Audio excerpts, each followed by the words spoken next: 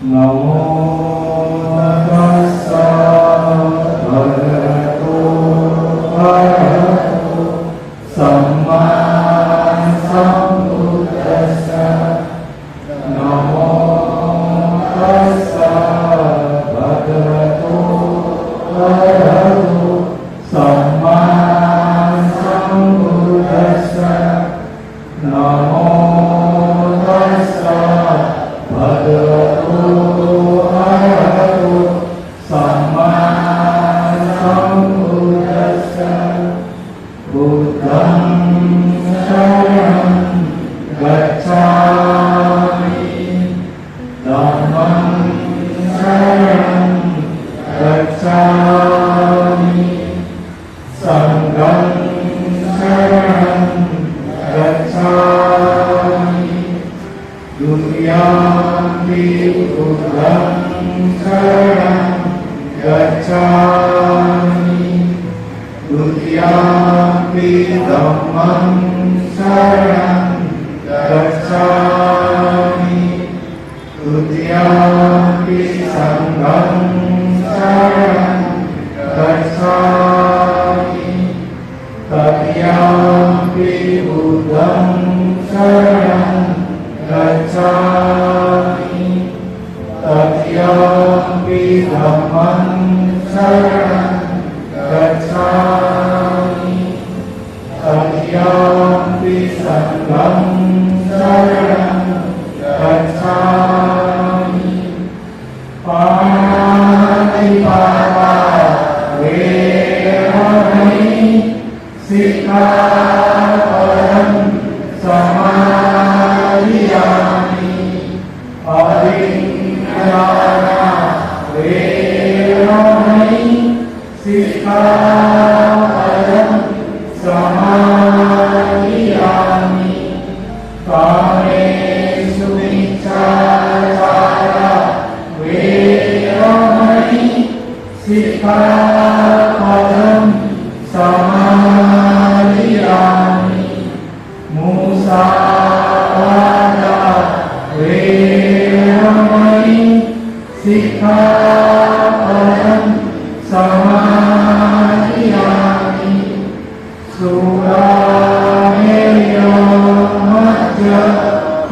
सुरामेयमज्जपमादपाना वेरमणि सिक्खापदं समादियामि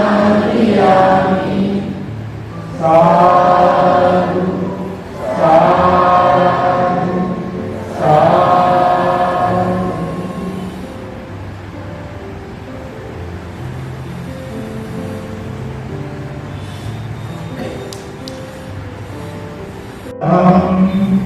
सम्मा सम्बुद्धो विचारण संभवो सुगतो लोकहित अनुगरो पुरुष धम्मसारथि सत्तायेवमुसासनं बुद्धो भगवान् बुद्धं जीवितपर्यन्तं शरणं गच्छामि ये च बुद्धा अतीता च ये च बुद्धा अनागता पशुपन्ना च ये बुद्धा अहं वन्दामि सर्वदा नत्थि मे शरणं भयं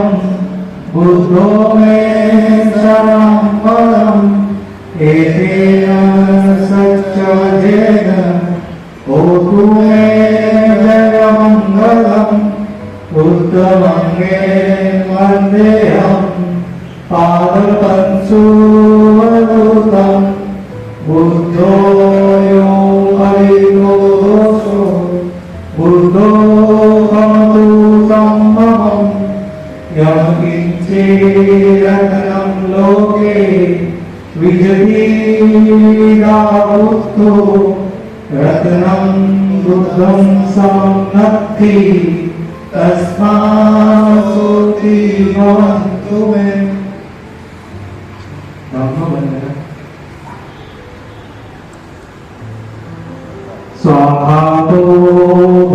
धम्मो समृतिको अकालिको एहिपसिको औपनीयको पचतं वैदिकं वो विभूति धम्मं जीवितपर्यन्तं शरणं गच्छामि। एच धम्मा अतीता च एच धम्मा अनागता पचुपन्ना च ये धम्मा अहं वन्दामि सर्वदा। नत्ति मे शरणं भयं धम्मो मे शरणं वरम् एतेन सच्चवदेन होतु मे जयमङ्गलम्। उत्तमङ्गे वन्देऽहं धम्मं च दुविधं वरम्। धम्मेयो हरितो दोषो धम्मो कमतु कम्मम्। यमकिञ्चिदचलं लोके विजयीविधावोतो रत्नं धनं न सम्मति तस्मात् सोऽपि भवतु मे। संग्रह सुपटिपन्नो सावक संघो उजिपटिपन्नो भगवतो सावक संघो कायपटिपन्नो भगवतो सावक संघो सामीचिपटिपन्नो भगवतो सावक संघो यदिदं चराति पुरुषिवाणि अर्थपुरुष मुद्रा एष भगवतो सावक संघो। आहुनेयो पाहुनेयो दक्षिणेयो अंजलिकरणयो अनुकरं पुयन्तेकं लोकसाति संगं जीवितपर्यन्तं शरणं गच्छामि। एच संघा अतीता च एच संघा अनागता पचुपन्ना च ये संघा अहं वन्दामि सर्वदा। नत्ति मे शरणं भयं संघो मे शरणं वरम्। एतेन सच्चवदेन होतु मे जयमङ्गलम्। उत्तमङ्गे वन्देऽहं संघं च त्रिविधं संघेयो परितो दोषो संघो कमतु तम्मम्। यमकिञ्चिरत्नं लोके विजति विविधावुत्तो रत्नं संघं सममत्ति तस्मात् सोऽपि भवतु मे। बुद्धं नमामि धम्मं नमामि संघं नमामि। આપણે ત્રિરત્ન આપણે પંચશીલની અંદર 5 જ શીલ હોય, પણ જ્યારે ઉપવાસ લઈએ ત્યારે 8 શીલ લેવાના હોય છે અને 8 શીલનું પાલન કરવાનું હોય છે. જે આજે 4 વ્યક્તિ અહીંયા ઉપવાસ લીધા છે એ લોકોને આપણે ધમદેશના પૂર્ણ થાય ત્યારબાદ ફળ આહાર કરાવશું. તો કેવી રીતે કરીએ છીએ એ આપણે બુદ્ધ વિહારની અંદર જ કરશું, બધાને જોવા મળશે. ધમદેશના બાદ આપણે સમ્યક ભોજન લઈશું. સમ્યક ભોજન હંમેશા બધા બહાર જ રહેશે, મેદાનમાં. કોઈ પણ વ્યક્તિ બુદ્ધ વિહારની અંદર બેસીને જમશે નહીં. બરાબર સમજાય છે બધાને? હવે આપણે ધમદેશનાનો સમય થઈ ગયો છે. આપણા વક્તાઓ પણ આપણી વચ્ચે ઉપસ્થિત છે. તો પ્રથમ પ્રોફેસર ડોક્ટર રંજનાબેનને હું વિનંતી કરીશ આવે ને પ્રથમ આપણે ધમ દેશના આપે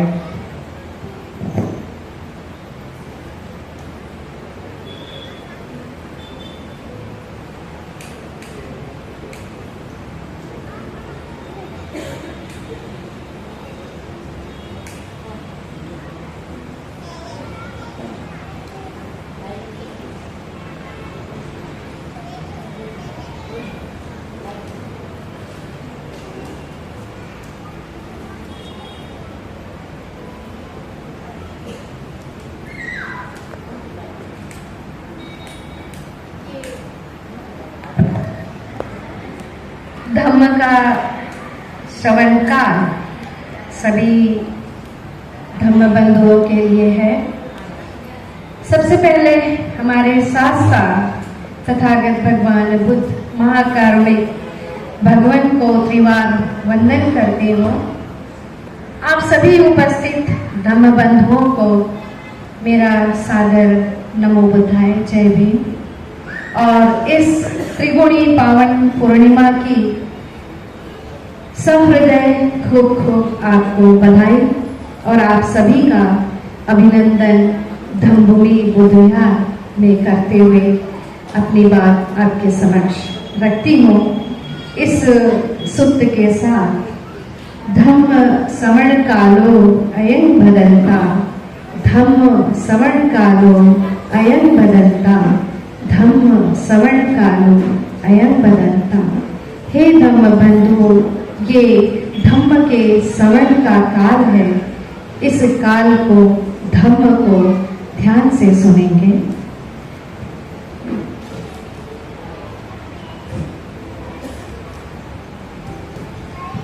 महामानव तथागत भगवान बुद्ध का इस धरती पर जन्म लेना मानो अपने आप में मानव संस्कृति को धम्म क्रांति के माध्यम से आलोकित करना था। परम ज्ञानी और मानवता की मूर्ति महाकारुणिक ने अपने दिव्य ज्ञान को सारनाथ में प्रथम बार 5 भिक्षुओं के समक्ष लगभग 2600 वर्ष पूर्व उद्घाटित किया। बुद्ध का पहला उद्बोधन सुनकर पढ़कर दुनिया के चोटी के विद्वान, चिंतक, वैज्ञानिक और आदर्श जीवन की चाहत रखने वाले लोग बुद्ध को मार्गदाता कहते, क्योंकि बुद्ध के ज्ञान की रोशनी लोगों के दिल और दिमाग में कई उमंग, नई चेतना, नई उमंग का प्रवाह करती है। बुद्ध द्वारा दिया गया दुनिया को पहला उद्बोधन दुनिया को दुख मुक्ति का मार्ग दिखलाने वाली समस्त मानवता के इतिहास में पहली क्रांति की मशाल की रोशनी थी। जब तक मानव संस्कृति जीवित है तब तक बुद्ध का पहला उद्बोधन आहत दुखी मानवता को सच्चे जीवन मार्ग की राह दिखाता रहेगा। बुद्ध ने उस ऐतिहासिक प्रथम उद्बोधन में 5 प्रकार का मार्ग बताया था।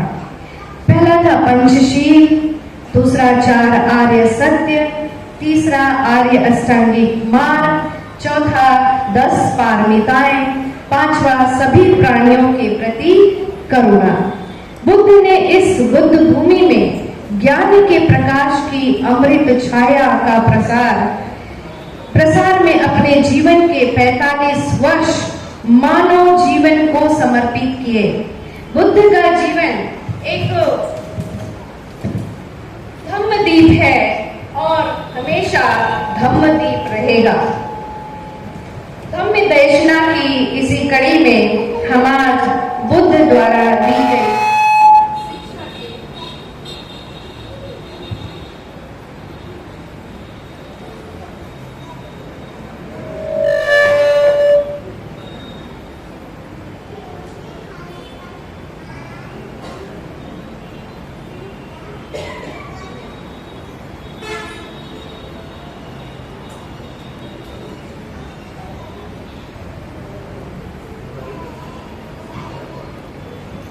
हेलो हेलो हेलो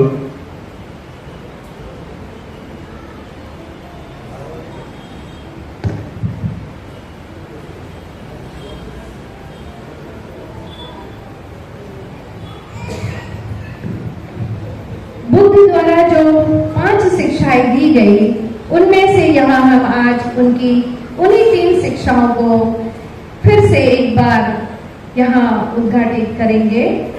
तो जो बुद्ध ने हमें 4 आर्य सत्य दिए, पंचशील तो अभी आपने ग्रहण किया, उससे भली भांति आप सभी परिचित भी हैं। तो जो 4 आर्य सत्य है वो क्या है? पहला आर्य सत्य दुख है। दुख है तो किस प्रकार का दुख है? ये जन्म लेना ही दुख है, मरण भी दुख है, शोक करना भी दुख है, रोना भी दुख है, विलाप करना भी दुख है, एक दूसरे से हम कोई इच्छा हमारी पूर्ति नहीं होती है तो वो भी दुख है। तो दुख का कारण क्या है? इस दुख का कारण है तृष्णा, और तृष्णा के साथ आसक्ति, किसी वस्तु को प्राप्त करने की आशा रखना भी दुख का कारण है। फिर इसी कड़ी में दुख के जो 4 आर्य सत्य भगवान बुद्ध ने दिए, उसमें तीसरा है कि इसका निवारण है, दुख का निवारण है। तो उसका निवारण कैसे होगा? दुख के निवारण के लिए हमें किन बातों को हमें उसका दमन करना होगा? तो दुख के निवारण के लिए उन्होंने कहा कि आसक्त होने के साथ साथ हमें उस धारणा को और उस भावना को भी त्याग करना होगा जिससे हमारे मन में तृष्णा उभरती है, तृष्णा जागती है। और साथ ही इस दुख का कारण उन्होंने यह भी कहा कि जो वेदना है, शरीर में जो वेदनाएं उत्पन्न होती है, मन में जो वेदनाएं उत्पन्न होती है, उस कारण भी दुख उत्पन्न होता है। तो इसके उपाय क्या है? उसका निवारण भी है और उसके निवारण का मार्ग भी है। तो चौथा जो मार्ग बताया उन्होंने 4 आर्य सत्य में कि दुख के निवारण का मार्ग आर्य अष्टांगिक मार्ग है। अब वो आर्य अष्टांगिक मार्ग में वो 8 चीजें क्या है? अष्टांगिक मतलब 8 चीजें ऐसी कौन सी बताई भगवान ने हमको जिससे हमें इन दुखों से मुक्ति मिल सकती है? तो वो है सबसे पहला सम्यक दृष्टि। तो सम्यक दृष्टि का अर्थ क्या? दृष्टि कैसी होनी चाहिए? सम्यक होनी चाहिए। अर्थात इस प्रकृति को आप देखिए, जब प्रकृति को आप देखेंगे ध्यान से तो आपको समझ में आएगा कि प्रकृति को भी तो दुख होता है ना, उसे भी तो तकलीफ होती है ना, लेकिन कितने समभाव से हर परिस्थिति को वो झेल लेती है। वही समभाव हमें, वैसे ही प्रकृति वाला स्वभाव हमें अपने मन में धारण करना है। दुख हो सुख हो, हर परिस्थिति में हमें समभाव रखना है। सुख होगा तो बहुत खुश नहीं होना, दुख होगा तो बहुत दुखी नहीं होना। हर चीज अनित्य है, तथागत ने बताया। और तथागत ने शिक्षा दी कि जो क्षण है वो क्षणिक होता है, दुख भी क्षणिक होता है, सुख भी क्षणिक होता है। ये सब कुछ टल जाएगा, ये सब कुछ पार हो जाएगा। तो हे उपासक उपासिका, इतना परेशान न हो, क्योंकि परेशानी भी एक दुख है। इसके पश्चात तथागत ने जो दूसरा आर्य अष्टांगिक मार्ग में हमें दूसरा विकल्प दिया, सम्यक संकल्प, कि इसका अर्थ है राग, हिंसा एवं प्रतिहिंसा रहित संकल्प करना। अर्थात हमारी आशाएं, आकांक्षाएं और महत्वाकांक्षाएं ये बहुत ऊंचे स्तर की हो, नीचे उस स्तर की होंगी तो हमारे योग्य नहीं होगी। हमें उस योग्य बनना है कि हम हमारा संकल्प उस दृढ़ता के साथ रख सके कि हमें कोई वायु जिस तरीके से किसी शिला को नहीं हिला सकती, उस तरीके से हमारा संकल्प भी उतना सम्यक संकल्प होना चाहिए। तीसरा अष्टांगिक मार्ग का जो तीसरा बिंदु है, सम्यक वाणी। वाणी किस प्रकार की हो? सत्य बोलना, वाणी से सदैव सत्य बोलना, दूसरों की बुराई न करना, दूसरों के बारे में झूठी बातें नहीं फैलाना, किसी के प्रति अव्यवहारिक गाली गलौज ऐसी बातें नहीं करना, किसी को कठोर वचन नहीं बोलना, हमेशा विनम्र वाणी का प्रयोग करना, धम्म के अनुकूल बातों को बोलना। चौथा कहा उन्होंने अष्टांगिक मार्ग का चौथा बिंदु है सम्यक कर्मांत। कर्म कैसे हो? सम्यक हो। सम्यक कर्मांत हमें ऐसे कुशल व्यवहार की शिक्षा देते हैं जिससे किसी दूसरे व्यक्ति की भावनाओं और उसके अधिकारों को क्षति ना पहुंचे, तथा हमारे कार्य का जो जीवन में जो मुख्य नियम है उसमें अधिक से अधिक हम सम्यक कर्म को करने में लगाएं। जीव हिंसा, चोरी, मिथ्या बातें, यह सब नहीं करना ही सम्यक कर्म है। सम्यक आजीविका, यह पांचवा बिंदु आर्य अष्टांगिक मार्ग का कि सम्यक आजीविका कैसी होनी चाहिए। ऐसी आजीविका जिससे किसी को किसी प्रकार का नुकसान ना हो, किसी का हमें चोरी नहीं करना है कि उसके पास आजीविका के साधन बहुत अच्छे हैं तो मैं अपनी आजीविका को बढ़ाने के लिए थोड़ा कुछ चोरी कर लूं, या ऐसी प्राणी हिंसा करके आजीविका नहीं करनी है जिससे किसी प्राणी का हत्या हो। उस ये भी सम्यक आजीविका में आता है। हमें हथियारों का बिजनेस, हथियारों का व्यवसाय नहीं करना है क्योंकि इससे भी प्राणियों की हिंसा होती है। इसके पश्चात सम्यक स्मृति। सम्यक स्मृति का अर्थ है कि मन की सतत जागरूकता। हमें हर वक्त यह ध्यान रखना है कि मैं क्या कर रहा हूँ। इस बात का ध्यान हमेशा जागरूक अवस्था में करना है कि कहीं मुझसे किसी के प्रति ऐसा अकुशल व्यवहार ना हो जाए। यह हमें हमेशा अपने स्मृति में, अपने ध्यान में रखना है। अकुशल व्यवहार केवल वाणी से ही नहीं होता, स्मृति या मन से ही नहीं होता, यह काया से भी होता है, चित्त से भी होता है, मन से होता है। और हम ऐसे ही इसी प्रकार दूसरों को वेदना उत्पन्न करने में आतुर हो जाते हैं। तो इस बात का हमें ध्यान रखना है कि किसी व्यक्ति को, सामने वाले व्यक्ति को किसी प्रकार का दुख ना हो, यह भी ध्यान रखना है। उसके पश्चात सम्यक व्यायाम। व्यायाम अर्थात प्रैक्टिस, आचरण में उतारने की आदत डालना। यह इंद्रियों पर संयम रख करके ही हम कर सकते हैं। सम्यक व्यायाम अर्थात अच्छी भावनाओं को उत्पन्न करने का प्रयत्न करना तथा उन उत्पन्न अच्छी भावनाओं को हमेशा कायम रखना, इस बात की प्रैक्टिस हमेशा करते रहना।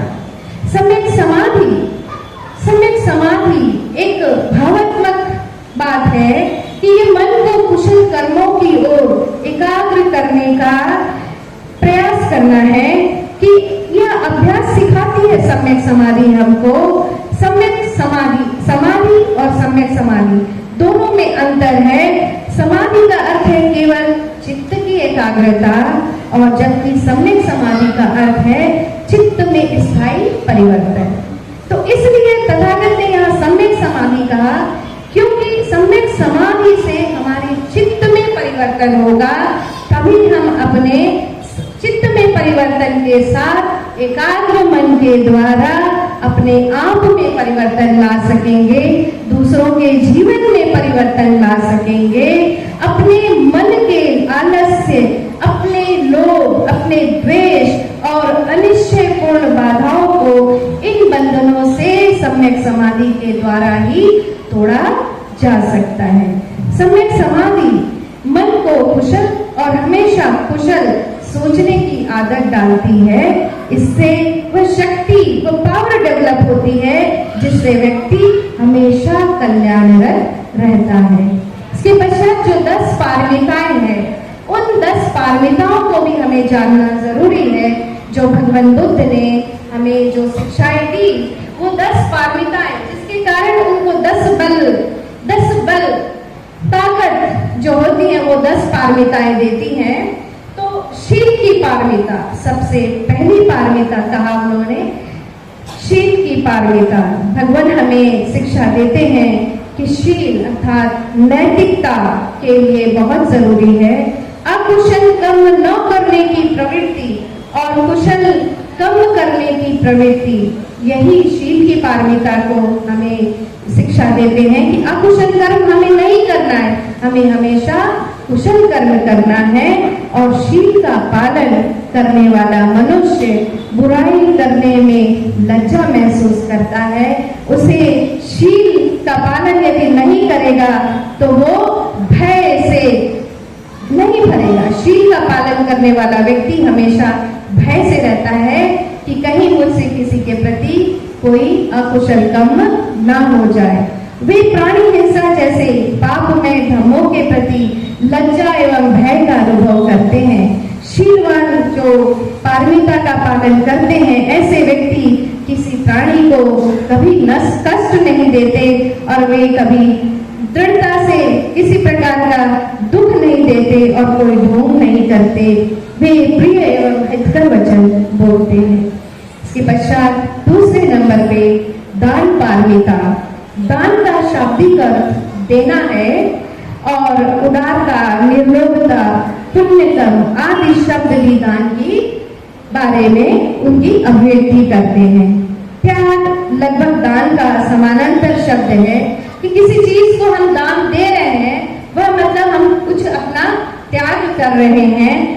बुद्ध कहते हैं कि बदले में किसी भी प्रकार के स्वार्थ पूर्ति की आशा के बिना दूसरों की भलाई के लिए अपनी संपत्ति का ही नहीं, अपने रक्त, अपने शरीर के अंगों और यहाँ तक कि अपने प्राणों तक को बलिदान कर देना दान कहलाता है। संयुक्त निकाय में दान और युद्ध को समान माना गया है। जैसे जब कभी हम छोटा सा भी दान करते हैं तो मैंने कई बार कहा कि दान देते समय मन को बिल्कुल उन्मुक्त खुला करके दान दीजिए। यदि मन आगे पीछे दान देने के लिए सोचता है तो दान मत करिए, क्योंकि उस दान का पुण्य आपको नहीं मिलेगा और वो दान जिसके लिए आप कर रहे हैं वो भी फलित नहीं होगा। इसलिए खुले हाथों से, उन्मुक्त भाव से, खुले मन से दान करना चाहिए। इसके पश्चात तथागत भगवान बुद्ध ने जो तीसरी हमें पारमिता दी, नैष्कर्म्य पारमिता दी। इसका अर्थात है नैष्कर्म्य पारमिता मतलब त्याग देना। किसको त्याग देना? इसका अभिप्राय है सांसारिक काम भोगों को त्याग देना। बोधिसत्व राजभोगों को तिनके के समान त्याग कर नैष्कर्म्य पारमिता की पूर्ति की। बोधिसत्व के बारे आप जानते हैं, तथागत भगवान बुद्ध ने किस तरीके से ग्रह त्याग किया। तो वो निष्क्रमण, उनको कहा भी जाता है महाभिनिष्क्रमण। पूरा राजपाट, घर गृहस्थी, पत्नी, बच्चे, माता पिता सब कुछ त्याग कर ऐसे चल दिए जैसे उन्हें किसी भी चीज के प्रति कोई लगाव नहीं, कोई आसक्ति नहीं। इसीलिए कहते हैं बुद्ध का महाभिनिष्क्रमण किया। गौतम बुद्ध ने अपने समस्त भोगों को तलवार की धार पर लगे मधु के बिंदु की तरह त्याग कर अपने नैष्कर्म्य पारमिता को बढ़ाया और उसी प्रकार बुद्ध ने संसार एवं भौतिक वस्तुओं की अनित्यता, असारता और दुख स्वरूपता को जानकर ही नैष्कर्म्य पारमिता को ग्रहण किया। संसार की हर एक वस्तु से उन्हें बिल्कुल आसक्ति नहीं थी। सब कुछ उन्होंने बिल्कुल उन्हें सब कुछ असार लगने लगा था। उसमें उन्हें कोई रस नजर नहीं आता, कुछ रस अनुभव नहीं होता। इस तरीके से उन्होंने सारी चीजों को ऐसे छोड़ दिया, बिना कोई उन्होंने आसक्ति के महाभिनिष्क्रमण किया। ये नैष्कर्म्य पारमिता है। चौथा पारमिता वीर्य पारमिता है। वीर्य का मतलब सम्यक प्रयत्न, वीर्य का मतलब सम्यक प्रयत्न, और जिस कार्य को करने का निश्चय किया जाए उसे पूरी निष्ठा से तथा पूरे सामर्थ्य से पूरा करने का प्रयास किया जाना चाहिए, अन्यथा वो प्रयत्न हमारा अधूरा हो जाता है। जब तक हम दृढ़ निश्चय और पूरी निष्ठा किसी कार्य को करने के लिए नहीं करते हैं, तब तक वह कार्य उतना फलदायी भी नहीं होता। यह भी देखना है कि उस कार्य को हमें इतनी निष्ठा से संकल्प लेके करना है कि उसे बीच में छोड़ना भी नहीं है। इस पारमिता की पूर्ति के लिए मनुष्य को बहुत साहस एवं वीरता का परिचय देना पड़ता है और सभी प्रकार की देने लायक चीजों का परित्याग करना पड़ता है। परहित में सद्गुण के अनुसार बिना किसी भेदभाव के हमें यह पारमिता का पालन करना होता है। शांति परमिता, शांति पारमिता मतलब पेशेंस, शांति मतलब पेशेंस, पेशेंस मतलब धैर्य, संयम, कि इस पारमिता को करने में हमें कितना धैर्य का पालन करना होता है। इस पारमिता को, शांति पारमिता को पूर्ण करने बहुत सहनशीलता को धारण करना पड़ता है और इसकी प्राप्ति के लिए हमें किसी भी प्रकार के लाभ, अलाभ, यश, अपयश, प्रशंसा, सुख, दुख सबको समान देखना चाहिए। जैसे कि हर परिस्थिति में हमें समभाव का बढ़ावा, समभाव को बढ़ाना चाहिए। घृणा से घृणा कभी मिटती ही नहीं, क्षमाशीलता से ही घृणा का अंत होता है। ऐसे ही बड़ी से बड़ी पीड़ा को भी अनित्य जानकर उस आधार पर सहन कर लेना ही शांति पारमिता, पेशेंस और धैर्य, संयम की पारमिता है। सत्य की पारमिता, अन्य सभी पारमिताओं में सत्य की पारमिता बहुत कठिन है। हम कहते हैं ना कि सच बोलना आज के जमाने में बहुत कठिन है। हर बार, हर एक कदम बढ़ाइए कि कुछ ना कुछ थोड़ा मिलावट करके हमें बोलना पड़ता है। लेकिन सत्य की पारमिता रियली में, वास्तव में बहुत कठिन है और इसकी परिपूर्णता के लिए ये पारमिता बहुत आवश्यक है। और हम हर बार पंचशील कहते हैं तो चौथा सील है ही मूसा वादा वेरमणि सिक्खा बदन समाधियामी, और यहाँ से बाहर निकलते ही 4 कदम में फिर झूठ बोलना पड़ता है। तो सत्य की पारमिता को वहां तक आप पालन करने का प्रयास करें जिससे कि किसी सामने वाले व्यक्ति का कोई नुकसान ना हो, किसी प्राणी को किसी प्रकार के नुकसान की भरपाई ना करनी पड़े और उसका दुखद परिणाम हमें भी ना भुगतना पड़े। प्रज्ञा पारमिता, प्रज्ञा से अभिप्राय प्रत्यक्ष ज्ञान से है। भगवान का सारा धर्म प्रज्ञाशील और समाधि, ये 3 स्तंभों पे टिका हुआ है। 5 बलों में यह 5वां बल है और तथा 7 धनों में प्रज्ञा धन के नाम से जाने जाने वाली प्रज्ञा का ज्ञान। प्रज्ञा को प्रकाश माना गया है। प्रकाश अर्थात अपने दिमाग को खोलकर तर्क और सच के आधार पर, अपनी प्रज्ञा के आधार पर उसको समझना और ग्रहण करना ही प्रज्ञा पारमिता है।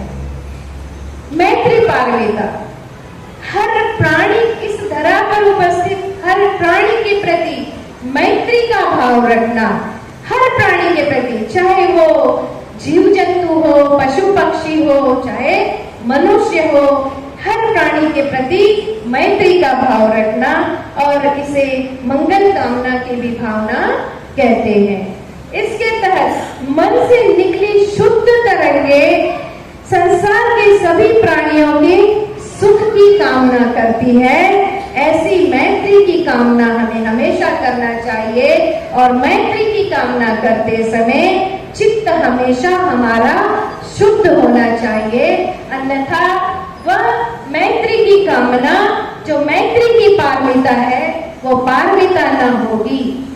इसके पश्चात 10वीं उपेक्षा पारमिता, यह 10वीं एवं अंतिम पारमिता है। यह मध्यम मार्ग पर चलने का अभ्यास है, समता में रहकर चलने का रास्ता है। जिस प्रकार पृथ्वी अच्छी या बुरी किसी भी चीज के लिए एक समान रहती है, ठीक उसी प्रकार उपेक्षा भाव से मनुष्य को सुखद व दुखद स्थिति में भी एक समान रहना चाहिए। कहने का तात्पर्य यहाँ पर यह है कि जैसे प्रकृति एक आम का वृक्ष है, उसमें आपको कुछ अच्छे फल दिखेंगे, कुछ खराब फल दिखेंगे, तो क्या वह आम का वृक्ष की प्रकृति, उसका स्वभाव ऐसा होता है कि उस आम में जो खराब आम है उसे रोज गाली दे, उसे एकदम गाली दे देकर उसे गिरा दे, उसे बिल्कुल धारण ना करे? नहीं, प्रकृति उसे तब तक संभालने का प्रयास करती है, उस खराब आम को भी, जब तक कि वो खुद स्वयं अपनी आसक्ति उस पेड़ से जुड़कर रहने की नहीं छोड़ देता, वह सब गिर जाता है, लेकिन वह आम का पेड़ उसे उस खराब फल को भी, उसकी आसक्ति जब तक उससे बंधे रहने की है उस पेड़ से, तब तक उसे नहीं गिराती। ये एक प्रकृति का स्वभाव है कि किसी को भी गिराने और गिरने नहीं देती। वही स्वभाव, वही उपेक्षा पारमिता हमें भी अपने जीवन में धारण करनी है। हमारे समाज में हम देखते हैं कि हमारे जो भाई बंधु बहुत गरीब परिस्थिति में रहते हैं, बहुत ही दयनीय स्थिति में रहते हैं, तो हमें इस उपेक्षा पारमिता की आज के समय में बहुत ज्यादा जरूरत है। अगर कोई भाई ऊपर उठ जाता है, यदि वो अपने आप को, अपनी परिस्थिति संभाल लेता है, तो उस भाई की ये भी जवाबदारी है कि समाज के जो निचले तबके में रह रहे हमारे जो लोग हैं, उपेक्षा पारमिता को पालन कर, उसका पालन कर, उसे भी हाथ देकर, उसे थाम कर, सहारा देकर, उसे भी ऊपर उठने का मौका मिलना चाहिए। इस भाव से उपेक्षा पारमिता को पालन करना चाहिए। तो ये आज जो तथागत भगवान बुद्ध ने 5 शिक्षा हमें दी, उसमें से 3 शिक्षाओं को हमने आपके समक्ष रखा। 4 आर्य सत्य, आर्य अष्टांगिक मार्ग, और साथ में आपको हमने 10 पारमिताएं बताई। उम्मीद है आपको थोड़े शब्दों में ही बताने का मैंने प्रयास किया, क्योंकि आज जो कार्यक्रम सुबह से शाम तक का रहा, हम सभी उसमें बोल ही कर रहे हैं। तो अभी थोड़ा सा मैं चाहती हूँ कि आज हम डॉक्टर विनोद सर को भी सुने, और अगला अभी माइक में आप सभी को साधुवाद करते हुए अपनी बात को विराम देती हूँ, और साथ ही ललित भाई के हाथ अपना ये माइक सौंपती। साधुवाद आप सभी।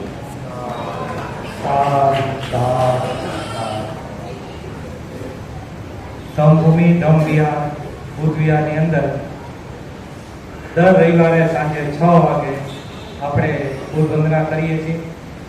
પછી ધમ ગ્રંથ જે છે બાબા સાહેબે લખ્યો બુદ્ધ અને તેનો ધમ, એમનું પઠન કરવામાં આવે છે। એટલે તમામ ઉપાસક ઉપાસિકાઓને વિનંતી કે દર રવિવારે આવી રીતના મોટી સંખ્યામાં બુદ્ધ વંદનામાં જોડાય। હવે આજના કાર્યક્રમમાં આપણા બીજા વક્તા એવા ડોક્ટર વિનોદ કુમારને હું કહીશ કે આવે આજના પ્રસંગને આગળ સંબોધન કરે।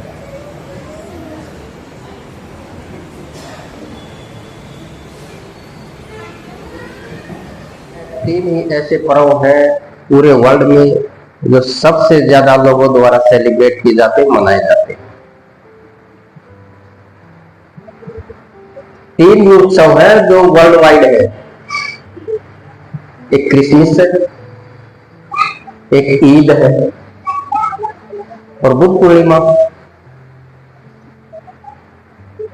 तो कोई उत्सव वर्ल्ड वाइड नहीं है, सारी देश की सीमाओं में, राज्यों की सीमाओं में दम तोड़ देते। आप और हम जिस कार्यक्रम में बैठे हैं, जिस कार्यक्रम को सुनने के लिए यहाँ पे आए हैं, एक इंटरनेशनल लेवल का कार्यक्रम है ये मत समझ लेना ये सिर्फ भावनगर लेवल तक का, भावनगर की सीमाओं तक का ही ये कार्यक्रम है। इस कार्यक्रम को तमिलनाडु में भी मनाया जा रहा है, गोरखपुर यूपी में भी है, बंगाल में भी है, सिक्किम में, अगरतला में, लद्दाख में, चाइना में, जापान में, वर्ल्ड वाइड ये सेलिब्रेशन हो रहा है। तो थोड़ा सा आप ये अंदाजा लग सकता है,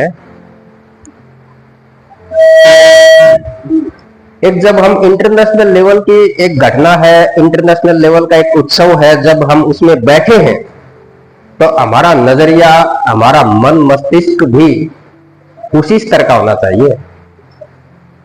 थोड़ा सा भावनगर को छोड़ दो, गुजरात को भी छोड़ दो, क्योंकि बहुत बड़े घटनाक्रम का हम हिस्सा बने हुए हैं। अगर इन 3 उत्सव जो मैंने बताए हैं, ईद का, क्रिसमस का और बुद्ध पूर्णिमा का, इन तीनों का इतिहास में अगर थोड़ा सा नजर डाले, थोड़ी सी दृष्टि डाले इतिहास में, तो सबसे प्राचीन कौन सा उत्सव है? ईद है, क्रिसमस है या बुद्ध पूर्णिमा?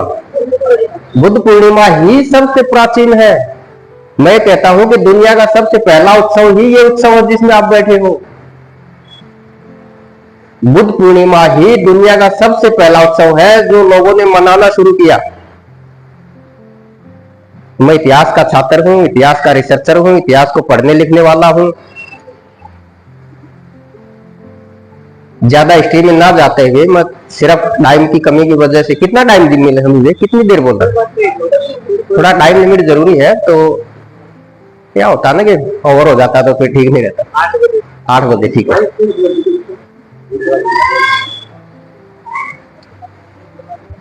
अगर इसकी ऐतिहासिकता में खोजने जाए ना तो बुद्ध पूर्णिमा की ऐतिहासिकता बहुत बड़ी ऐतिहासिकता इसकी, और ये जो ऐतिहासिकता इसकी बनी है, हिस्ट्री जो है बुद्ध पूर्णिमा का, उसके ऊपर हम डिस्कस नहीं करते। डिस्कस करने के लिए इतिहास का पता होना चाहिए। अब इतिहास कहां मिलेगा? आप सभी को पता है कि बुद्ध की जो वाणी है, बुद्ध के जो विचार है, 82,000 विचार आज अवेलेबल है।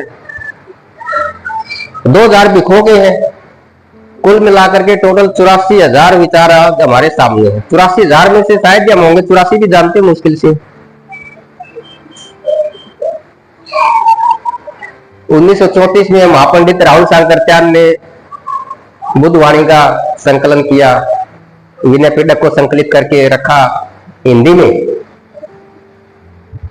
उसमें मैंने पढ़ा देखा, हर बात को 3-3 बार दोहराया गया है। ये तो कोई भी किसी भी धर्म की व्यवस्था में नहीं आता। एक बार बोल दिया बहुत हो जाता है, एक बार बोल दिया तो काम चल जाता है। लेकिन बुद्ध वाणी ऐसी नहीं है, वो 3 बार की है। आप उसमें पढ़ोगे ना, विनय पिटक को देखोगे, राहुल सांकरत्यान ने 3-3 बार आगे क्या किया उन्होंने, एक बार एक विचार लिख दिया, उसके आगे 2 लिख दिया, यानी कि ये बात 2 बार और भी है। बुद्ध एक बार बताते थे, 2 बार, 3 बार बताते थे, तो बड़ा भारी हो जाता है। 84,000 विचार है, 15,000 पृष्ठ है,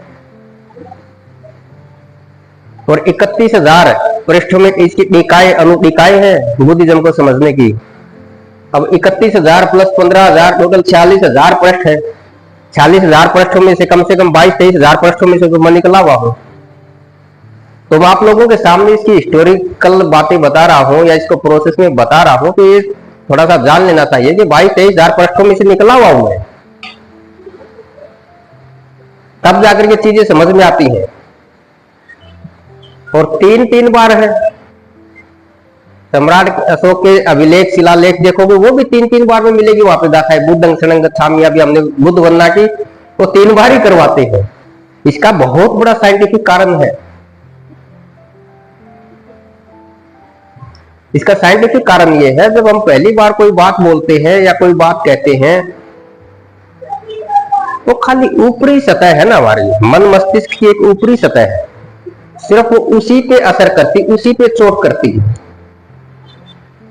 दूसरी बार थोड़ा सा गहरे में उतरती है, तीसरी बार थोड़ा सा जहां पे होना चाहिए वहां तीसरी बार में जाती है।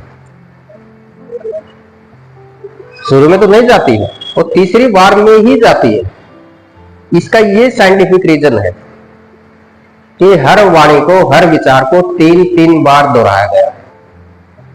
अब अगर 40,000 पृष्ठों का समुद्र खरीदने के लिए भी 7-8 लाख रुपए तो चाहिए, फिर पढ़ने के लिए भी 20-25 साल चाहिए। अब कहाँ 20-25 साल बचे हैं, कहाँ 7-8 लाख रुपए होंगे, अब कहाँ 40,000 पृष्ठ। ये सारी चीजें अवेलेबल कर भी लोगे, समय कहां के लाओगे, भाषा कहां से लाओगे। एक भी भाषा नहीं आती हमको, तो कौन सी भाषा का, कोई भाषा का विद्वान नहीं हमने, एक भाषा नहीं आती हमको ढंग से, जिसकी ग्रामर है, व्याकरण है, इसका भाषा विन्यास, भाषा शैली, शब्द का जो प्रोनाउंसिएशन प्रॉपर हम जानते हो, नहीं आती। तो ऑल ओवर मैं ये कह रहा हूं, अभी तो हमने साज कसा है। ये हमारे जितने भिक्खु घूम रहे हैं ना, या जो हम जैसे बोलने वाले हैं ना, हमने साज कसा है। एक मुझे छोटा सा उदाहरण से बात क्लियर करनी पड़ेगी। एक बार लखनऊ के नवाब जो है बड़े शास्त्रीय संगीत का कार्यक्रम करवाते थे। ओशो के माध्यम से बात मैंने सुनी है। वो शास्त्रीय संगीत का कार्यक्रम लखनऊ में होता रहता था। बात के वायसराय को वहां पे बैठा लिया, उन्होंने वायसराय को बुलाया कि आप शास्त्रीय संगीत में आइए, सुनिए, देखो कितना बढ़िया शास्त्रीय संगीत होता है। वायसराय और उसका एडमिनिस्ट्रेशन पूरा चला गया, बैठ गए। अब सामने जो वीणा वादक थे और जो तमाम तरह के इंस्ट्रूमेंट बजाने वाले थे अपने साज को कस रहे हैं, बजा बजा के देख रहे हैं थोड़ा थोड़ा। कुल मिलाकर के आधा घंटा पौना घंटा उन्होंने लिया इसमें। साज को कसने में आधा पौना घंटा तो लगता ही है। कोई भी कार्यक्रम, बड़ा कार्यक्रम होता है उसमें बाहर का वायसराय बोलता वाह वाह, साज कसने को बोलता वाह वाह वाह वाह, मजा आ गया, अमेजिंग, बस यही चलने दो। अब लखनऊ के नवाबों ने सोचा इतना बड़ा आदमी, इसको समझाए भी कौन? इसको तो समझा भी नहीं सकते कि जनाब ये तो साज कसा, ये तो कार्यक्रम तो शुरू ही नहीं हुआ, लगे ना यही चलने दो वाह। अब वायसराय को क्या पता शास्त्रीय संगीत का, उन्हें साज ही कसे थे, साज पूरी रात साज ही कसते रहे, निकल गया कार्यक्रम इसी में। हमने भी साज ही कसे हैं, नहीं गए अंदर, कोई नहीं समझा सकता उसको। तो भाई सभी साजवाज कसे हैं, जितने हमारे भिक्खु घूम रहे हैं या हम हैं, पारंगत नहीं है, हो भी नहीं सकते अभी, क्योंकि बड़ा लंबा चौड़ा काम है ना। क्योंकि पारंगत होने के लिए, चीजों को समझने के लिए सरलता होनी जरूरी है। तथागत क्यों समझा पाए? तथागत किन से बात कर रहे थे? तथागत तो लकड़हारों से बात कर रहे थे। अब कौन लकड़हारा बैठा यहाँ पे? कोई नहीं। किसानों से बात कर रहे थे, कौन हल चलाने वाला बैठा यहाँ पे? कोई नहीं। वो जो समाज था, जिनको समझा रहे थे, जिनसे बातें हो रही थी, वो अलग तरह का था। वो सरलता थी, सीधापन था। आज वो सरलता, वो सीधापन, जो बच्चे का जो मन मस्तिष्क होता है, बच्चे का जो दिल होता, साफ दिल होता है, वो वाला दिल, वो वाला मन मस्तिष्क कहां से लाएं?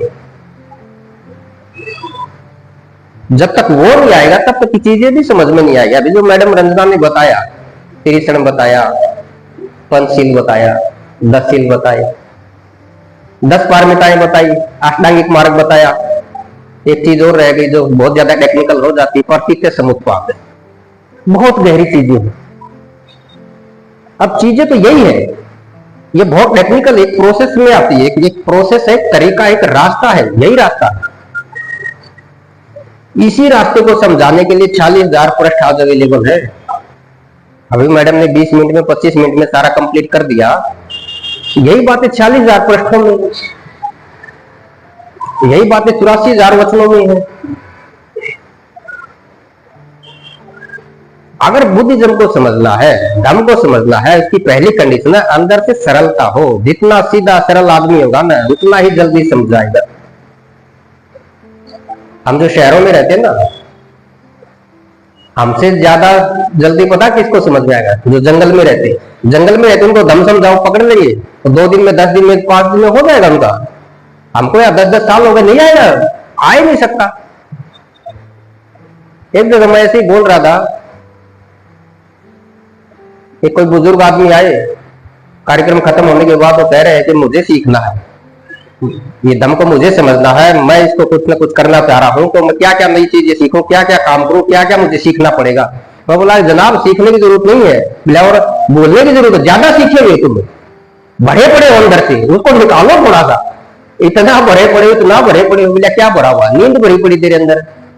अभी बस में बैठ जाओ, 2 घंटे सफर करो, आधा घंटे बाद देखो बस में सो रहे सब, नींद भरी पड़ी है। कहीं भी कुछ भी खाने को दे दो तुरंत मुंह में डाल दो, भूख है तेरे अंदर, नींद भरी पड़ी है, क्रोध है, गुस्सा है, इतने विकार भरे पड़े अंदर। ज्यादा सीखेंगे लोग,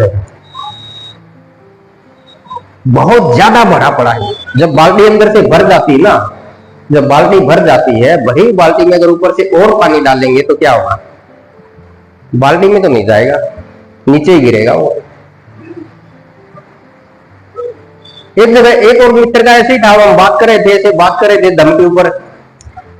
अब वो बोला कि डॉक्टर साहब मगा छोड़ो, मुझे सारी बातें समझ में आ गई, बहुत मैं कई सालों से सुन रहा हूँ, आप पहले आदमी नहीं हो, मैं 15 सालों से धम्म प्रवचन सुनता हूँ, धम्म की बातें सुनता हूँ, लेकिन मेरे अंदर परिवर्तन क्यों नहीं हो रहा? आप लोगों का भी सवाल होगा, यहां भी ऐसे है, हर जगह ही है। कोई 10 साल से सुन रहा, कोई 20 साल से सुन रहा, कोई 25 साल से, कोई 15 साल से पढ़ भी रहे हैं, सुन भी रहे हैं, लेकिन फिर भी परिवर्तन क्यों नहीं हो रहा? बड़ा गहरा सवाल पूछा तुमने। 15,000 पृष्ठ बुद्धवाणी के, 31,000 बुद्धवाणी की टीकाओं के 46,000 पृष्ठों में जहां तक मैं पहुंचा हूं, कहीं पर भी ये सवाल नहीं है। एक भी आदमी बुद्ध से ये नहीं पूछता, या बुद्ध के जो दूसरे जो भिक्षु थे उनसे किसी ने भी ये सवाल नहीं किया है कि जनाब मुझे समझ में तो आ गई, लेकिन परिवर्तन क्यों नहीं हो रहा? ये सवाल ही नहीं है कहीं। और आज यही सवाल है, सबका यही सवाल मिलेगा, बहुत बार सुना हमने, लेकिन परिवर्तन नहीं हो रहा, लाभ नहीं मिल रहा। उस इतिहास में जाकर के मैंने सवाल को खोजा ना, वहां पे सवाल ही नहीं है। ये वहां पे सवाल कौन से मिलते हैं? सवाल बड़े काम के हैं, वो सवाल हमारे नहीं है। वहां पे सवाल ये है बनते, मुझे समझ में नहीं आया, ये तो है, दोबारा बताओ। देखो मुझे कुछ भी समझ में नहीं आया, मुझे दोबारा बताओ, ये भी सवाल है। एक भी जगह ये सवाल नहीं मिलता कि मुझे पूरा समझ में आ गया है और मेरा परिवर्तन क्यों नहीं हो रहा है, मेरे अंदर क्रांति घट क्यों नहीं रही है। ये हमारी कितनी बड़ी नासमझी, बहुत बड़ी गलतफहमी में है कि हम समझ तो सब गए, हमको सब समझ में आ गया। मैं 15 साल से सुन रहा हूँ धम्म प्रवचन, मैंने पंचशील को मैंने कम से कम भी, पंचशील को अभी मैडम रंजना ने जो, ललित भाई ने जो त्रिशण किया, पंचशील करवाया, 50 बार सुन चुके हुए। मुझे नहीं लगता 50 से कम बार किसी ने सुना होगा, लेकिन फिर भी वही हो, सुनने से नहीं सुना था, अब भी वही करें, आज भी वही हो, कोई परिवर्तन नहीं है। इसका मतलब यही है कि समझ में नहीं आ रहा है।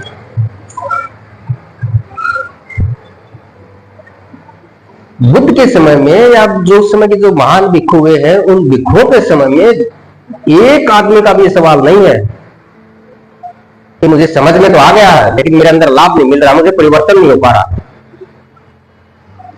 जब ये समझ में आ जाएगा ना, तो डेफिनेटली परिवर्तन होगा। और जितना जितना जिसको समझ में आया उतना उतना परिवर्तन भी है, ऐसा नहीं कि नहीं है। जिसको 5% आ गया 5% परिवर्तन है, 25% आ गया 25, 75% जिसको आ गया ना, तो 75% परिवर्तन भी है।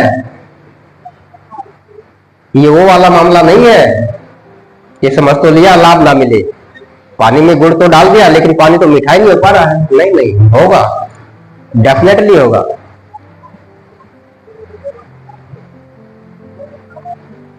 बाबा साहब अम्बेडकर ने ग्रंथ की रचना की, द बुद्ध एंड धम्मा। भारत का संविधान लिखने में बाबा साहब अम्बेडकर को 2 साल 11 महीने 18 दिन का समय लगा था। और दुनिया का पूरे वर्ल्ड का जो 194 कॉन्स्टिट्यूशन वर्ल्ड में एग्जिस्ट करते हैं, आज सबसे बेस्ट कॉन्स्टिट्यूशन भारत का कॉन्स्टिट्यूशन को माना गया है। 2 साल 11 महीने 18 दिन। ये जो ग्रंथ है द बुद्ध एंड धम्मा, होगा आपके पास है क्या? थोड़ा सा उसको बताना जरूरी था आज के मौके पे, थोड़ा सा उसका इतिहास भी जानना जरूरी था, ताकि ये जो गांठ है ना, ये जो गुत्थी है थोड़ी खुल जाए एक बार। वो जो ग्रंथ है ना, वो बाबा साहब अम्बेडकर की 5 साल की मेहनत का परिणाम है। नवंबर 1951 में लिखना शुरू किया था और 5 दिसंबर 1956 को बाबा साहब जिस दिन एक्सपायर हुए ना, उस रात को भूमिका लिखी थी। भूमिका लिख करके सो गए, सुबह तो एक्सपायर ही हो गए। इतिफाक देखो, इतिफाक देखो उस ग्रंथ का। 5 साल की 2 साल 11 महीने 18 दिन इंडियन कॉन्स्टिट्यूशन है, वर्ल्ड में का सबसे बेस्ट कॉन्स्टिट्यूशन कहलाता है। और वो बाबा साहब की पकी हुई उम्र है, हर आदमी की एक उम्र पकती है, जो बुजुर्ग है उनको एहसास है इस बात का। पकी हुई उम्र है, एक जवानी की उम्र होती है, उसमें जो कुछ निकलता है, और एक पकी हुई उम्र में जो निकलता है, अंतर होता है दोनों चीजों में। बाबा साहब अम्बेडकर ने अर्थशास्त्र के ऊपर बड़े अच्छे अच्छे ग्रंथ की रचना की। अर्थशास्त्र की उन्होंने पढ़ाई की थी। हूवर शुद्राज, हूवर अनटचेबल, अच्छे अच्छे शोध ग्रंथ लिखे, हिस्ट्री की पढ़ाई की थी, सीखा था इतिहास को। कॉन्स्टिट्यूशन ऑफ इंडिया लिखा, कॉन्स्टिट्यूशन के स्टूडेंट स्कॉलर थे वो, सीखा था उन्होंने। समाजशास्त्र के ऊपर ग्रंथ लिखे, समाजशास्त्र को पढ़ा था कोलंबिया यूनिवर्सिटी में, सीखा था। लेकिन बुद्धिज्म की कहां, बुद्धिज्म तो कहीं सीखा ही नहीं। बुद्धिज्म किस टीचर से, कौन सी यूनिवर्सिटी में बाबा साहब अम्बेडकर ने पढ़ा होगा? किस भिक्षु ने बाबा साहब को बुद्धिज्म सिखाया? देखो, ताज्जुब की बात नहीं लगती, कॉन्स्टिट्यूशन ऑफ इंडिया लिख दिया क्योंकि सीखा था। प्रॉब्लम ऑफ द रुपीज लिख दिया, सीखा था। Hoover Shudras and Hoover untouchable लिख दिया, सीखा था। लेकिन द बुद्ध आइडिया धम्मा जो ग्रंथ लिखा उसमें 5 साल लगे हैं। मेरा ये सवाल 8 साल पहले, 9 साल पहले सवाल मेरे मन मस्तिष्क में घूम रहा था। 2-2.5 साल में इसका उत्तर भी खोजा मैंने, कैसे इतना बड़ा काम करके दुनिया के सारा जो बौद्धों का साहित्य, पूरे वर्ल्ड में जो साहित्य मिलता है बुद्धिज्म का, उनमें सबसे बेस्ट ग्रंथ माना जाता है द बुद्ध आइडिया धम्मा आज के समय में। अच्छी बात ये है कि वो हमारे देश में लिखा गया। अगर ऑस्ट्रेलिया में लिखा जाता द बुद्ध आइडिया धम्मा, अगर तिब्बत में लिखा जाता तो बड़ी प्रॉब्लम हो जाती हमको। और लिखने वाले भी हमारे कंट्री के बाबा साहब अम्बेडकर ने लिखा, 5 साल लगाए हैं जिंदगी, और वो पकी उम्र सबसे अंतिम बाबा साहब के जो मन मस्तिष्क का जो अंतिम प्रोडक्ट है, यही वो ग्रंथ है द बुद्ध आइडिया धम्मा। इसको समझ नहीं सकते। कम से कम 20-22 बार मैं पढ़ चुका हूं, हर बार नया लगता, हर बार नया पढ़ता। आप लोगों ने भी काफी बार पढ़ा होगा, मेरे से ज्यादा पढ़ा होगा, है ऐसे ऐसे आप लोगों का भी यही अनुभव होगा। जब भी जितना भी इसको पढ़ते हैं, जितना भी इसको पढ़ते हैं, हर बार नया लगता है। 6 भाषाओं मेरे पास तो ये ग्रंथ है द बुद्ध आइडिया धम्मा, 6 भाषाओं में है। करता रहता हूं थोड़ा इधर उधर, इस भाषा में क्या, उस भाषा में क्या, वो भाषा क्या, ये भाषा क्या। मुझे इंटरेस्ट है पढ़ने लिखने में, भाषाओं का ज्ञान प्राप्त करने में मुझे तो इंटरेस्ट है। मैं तो उर्दू का कोर्स कर रहा हूँ, जामिया मिलिया इस्लामिया से उर्दू सीख रहा हूँ। बड़े बड़े मौलवियों के पास जाकर के बैठ के अभी उर्दू सीख रहा हूँ। अच्छी ये जो भावना नहीं अंदर से आनी चाहिए सीखने की। जब ये अंदर से जो भावना आती है ना, तब परिवर्तन होता है। जब आजकल के कई सारे लोग नहीं बोलते कि हमने जिंदगी में पैसा नहीं कमाया और क्या किया, हमने इज्जत कमाई। इज्जत कहाँ है इज्जत? ढंग से पजामा ही पहना है, हमने पैसा नहीं कमाया, इज्जत कमा। तेरे मुंह से अच्छी नहीं लगती बात। ये बात गांधी जी बोलते, जचेगी ये बात बाबा साहब बोलते। हमने जिंदगी में इज्जत नहीं पैसा नहीं कमाया, इज्जत कमाई। महान लोगों का विचार है। ये थर्ड क्लास के लोग भी बोलते रहते हैं हमारे सामने, गली कुत्ते तो फिरते जिनके बापू की। ये बात जचती नहीं है लोगों के पास। ये बात है महान लोगों की, क्योंकि इनके अंदर भाव आया ऐसा। गांधी जी चाहते तो लाखों करोड़ की संपत्ति इकट्ठा कर सकते थे। बाबा साहब चाहते, राजा राममोहन चाहते, सुभाष चंद्र बोस चाहते, भगत सिंह चाहते, जितने भी बड़े बड़े कंट्री के हमारे लोग हुए कर सकते थे, किसने रोका। लेकिन उनके अंदर भाव ऐसा जागा, ऐसा भाव जागा कि वो लोगों ने कुछ और काम किया। जिस भी लाइन में गए, जिस भी काम में गए, वहां पे झंडे गाड़ दिए, उस काम को सिरमौर बन गए। 1932 में Gandhi ji round table conference में गए थे। वहां के जो महाराज थे, बर्मिंघम पैलेस में जो बैठे, जॉर्ज पंचम, गांधी जी को बुलाया उन्होंने। तो मैं देखना चाहता हूं कौन है ऐसा वो। रैमजी मैकडोनाल्ड इंग्लैंड के प्रधानमंत्री थे उस समय 1932 में। गांधी जी को बुलाया बर्मिंघम पैलेस में, जाकर के जॉर्ज पंचम ने एक सवाल पूछा, आप ये तो नंगे क्यों हो? गांधी जी एक जवाब दिया। जवाब देने के लिए भी हिम्मत चाहिए। कहां पे? लंदन में। किसके सामने? जॉर्ज पंचम के सामने। गांधी जी बोलता, हम नंगे इसलिए, हमारे कपड़े तो तुम ले गए। हम भारतीयों के कपड़े, हजारों लाखों करोड़ों भारतीय नंगे रहते हैं, हमारे कपड़े तो तुम ले गए, इसलिए तुम इतने अच्छे कपड़ों में हम नंगे हो गए हैं। ये होता भाव, बोलने की हिम्मत है। वही जब जार पंचम भारत में आई 1912 में, जब भारत की राजधानी बनती दिल्ली, पहले कोलकाता राजधानी होती थी, 1912 में जब गेट ऑफ इंडिया पे आए, आने के बाद फिर बाबा साहब इंग्लैंड में मिलते हैं जार पंचम से। जार पंचम के सामने कौन खड़ा होगा? जार पंचम के सामने बाबा साहब खड़े थे, सवाल कर रहे थे। इसको कहते हैं हिम्मत है, इसको कहते हैं भाव। ये खाली बातें करने की बातें नहीं है। त्रिशण है, पंचशील है, अठशील है, 10 शील है, अष्टांगिक मार्ग है, 10 पारमिताएं हैं, वर्तिते समुत्पाद है। ये बातें करते हैं लोग, ये बातों का विषय नहीं है, ये कुछ और है विषय में। अब जिस दिन वो कुछ और हम जान गए, कुछ और हम करने लगे ना, तो समझ लेना कि परिवर्तन आना लाजमी है। फिर ये सवाल सबके खत्म हो जाएंगे कि मैंने बुद्ध बनना तो 50 बार कर ली, 200 बार कर ली, 10 सालों से मैं कर रहा हूं, कुछ लाभ ही नहीं, कोई फर्क ही नहीं पड़ता। पड़ेगा, फर्क पड़ेगा। दूसरी बात देखो, हमको ये जो बुद्धिज्म है, इस बुद्धिज्म को प्रोसेस में समझना चाहिए हमको। जितने हम कट्टर होंगे, जितने हम रूढ़िवादी बनेंगे ना, उतना हमारी समझ से बाहर जाएगा ये। कई बार ऐसे होता, देखो मैं एक अनुभव बताता हूं। कई बार कोई नाम है, कोई घटना है, कोई जगह मन मस्तिष्क में घूमती रहती है, लेकिन हम सोचते हैं कि याद नहीं आ रहा है, मेरे मुंह में है, दिमाग में बस अभी अभी याद ही नहीं आ रहा, याद ही नहीं आ रहा, बहुत जोर लगाते, याद आएगा ही नहीं। हो जाता है ऐसा, सभी के साथ होता है। फिर जब हम कोई दूसरा काम करते हैं, गड्ढा खोदते हैं, खेत में काम करते हैं या कुछ और काम करते हैं, कुछ समय बाद फिर याद आ भी जाता है। अब ये घटना कैसे घटी, आ जाता वो बाद में आ जाता सभी को, उस समय नहीं आता। अब ये घटना कैसे घटी, ये घटनाक्रम को अगर हम समझ लेंगे ना, तो धम्म सीखने का एक रास्ता मिल जाएगा इसी घटना से, क्योंकि ये घटना सभी पे लागू पड़ती है। इसलिए हमको याद आ जाता है, क्योंकि हम नॉर्मल हो गए हैं, सरल हो गए हैं, सीधे हो गए हैं। जब प्रेशर में रहते हैं, मन मस्तिष्क को हमने इतना भर दिया है, अंदर आने का रास्ता ही नहीं छोड़ा है। प्रेशर में, क्रोध में, टेंशन में इतना भर दिया, वो नाम, वो जगह, वो घटना याद ही नहीं आएगी हमको। और जब हम नॉर्मल हो जाएंगे, 1 घंटे बाद नॉर्मल होते हैं या 1 दिन बाद नॉर्मल होते हैं, फिर तब आ जाएगा। ठीक वैसे ही जैसे मैं कह रहा था, अगर धम्म को समझना है, बुद्धिज्म को समझना है, जितनी सरलता होगी, जितने सीधे होगे, जितना बाल मन होगा ना, बच्चे का मन, समझ में आ जाएगा।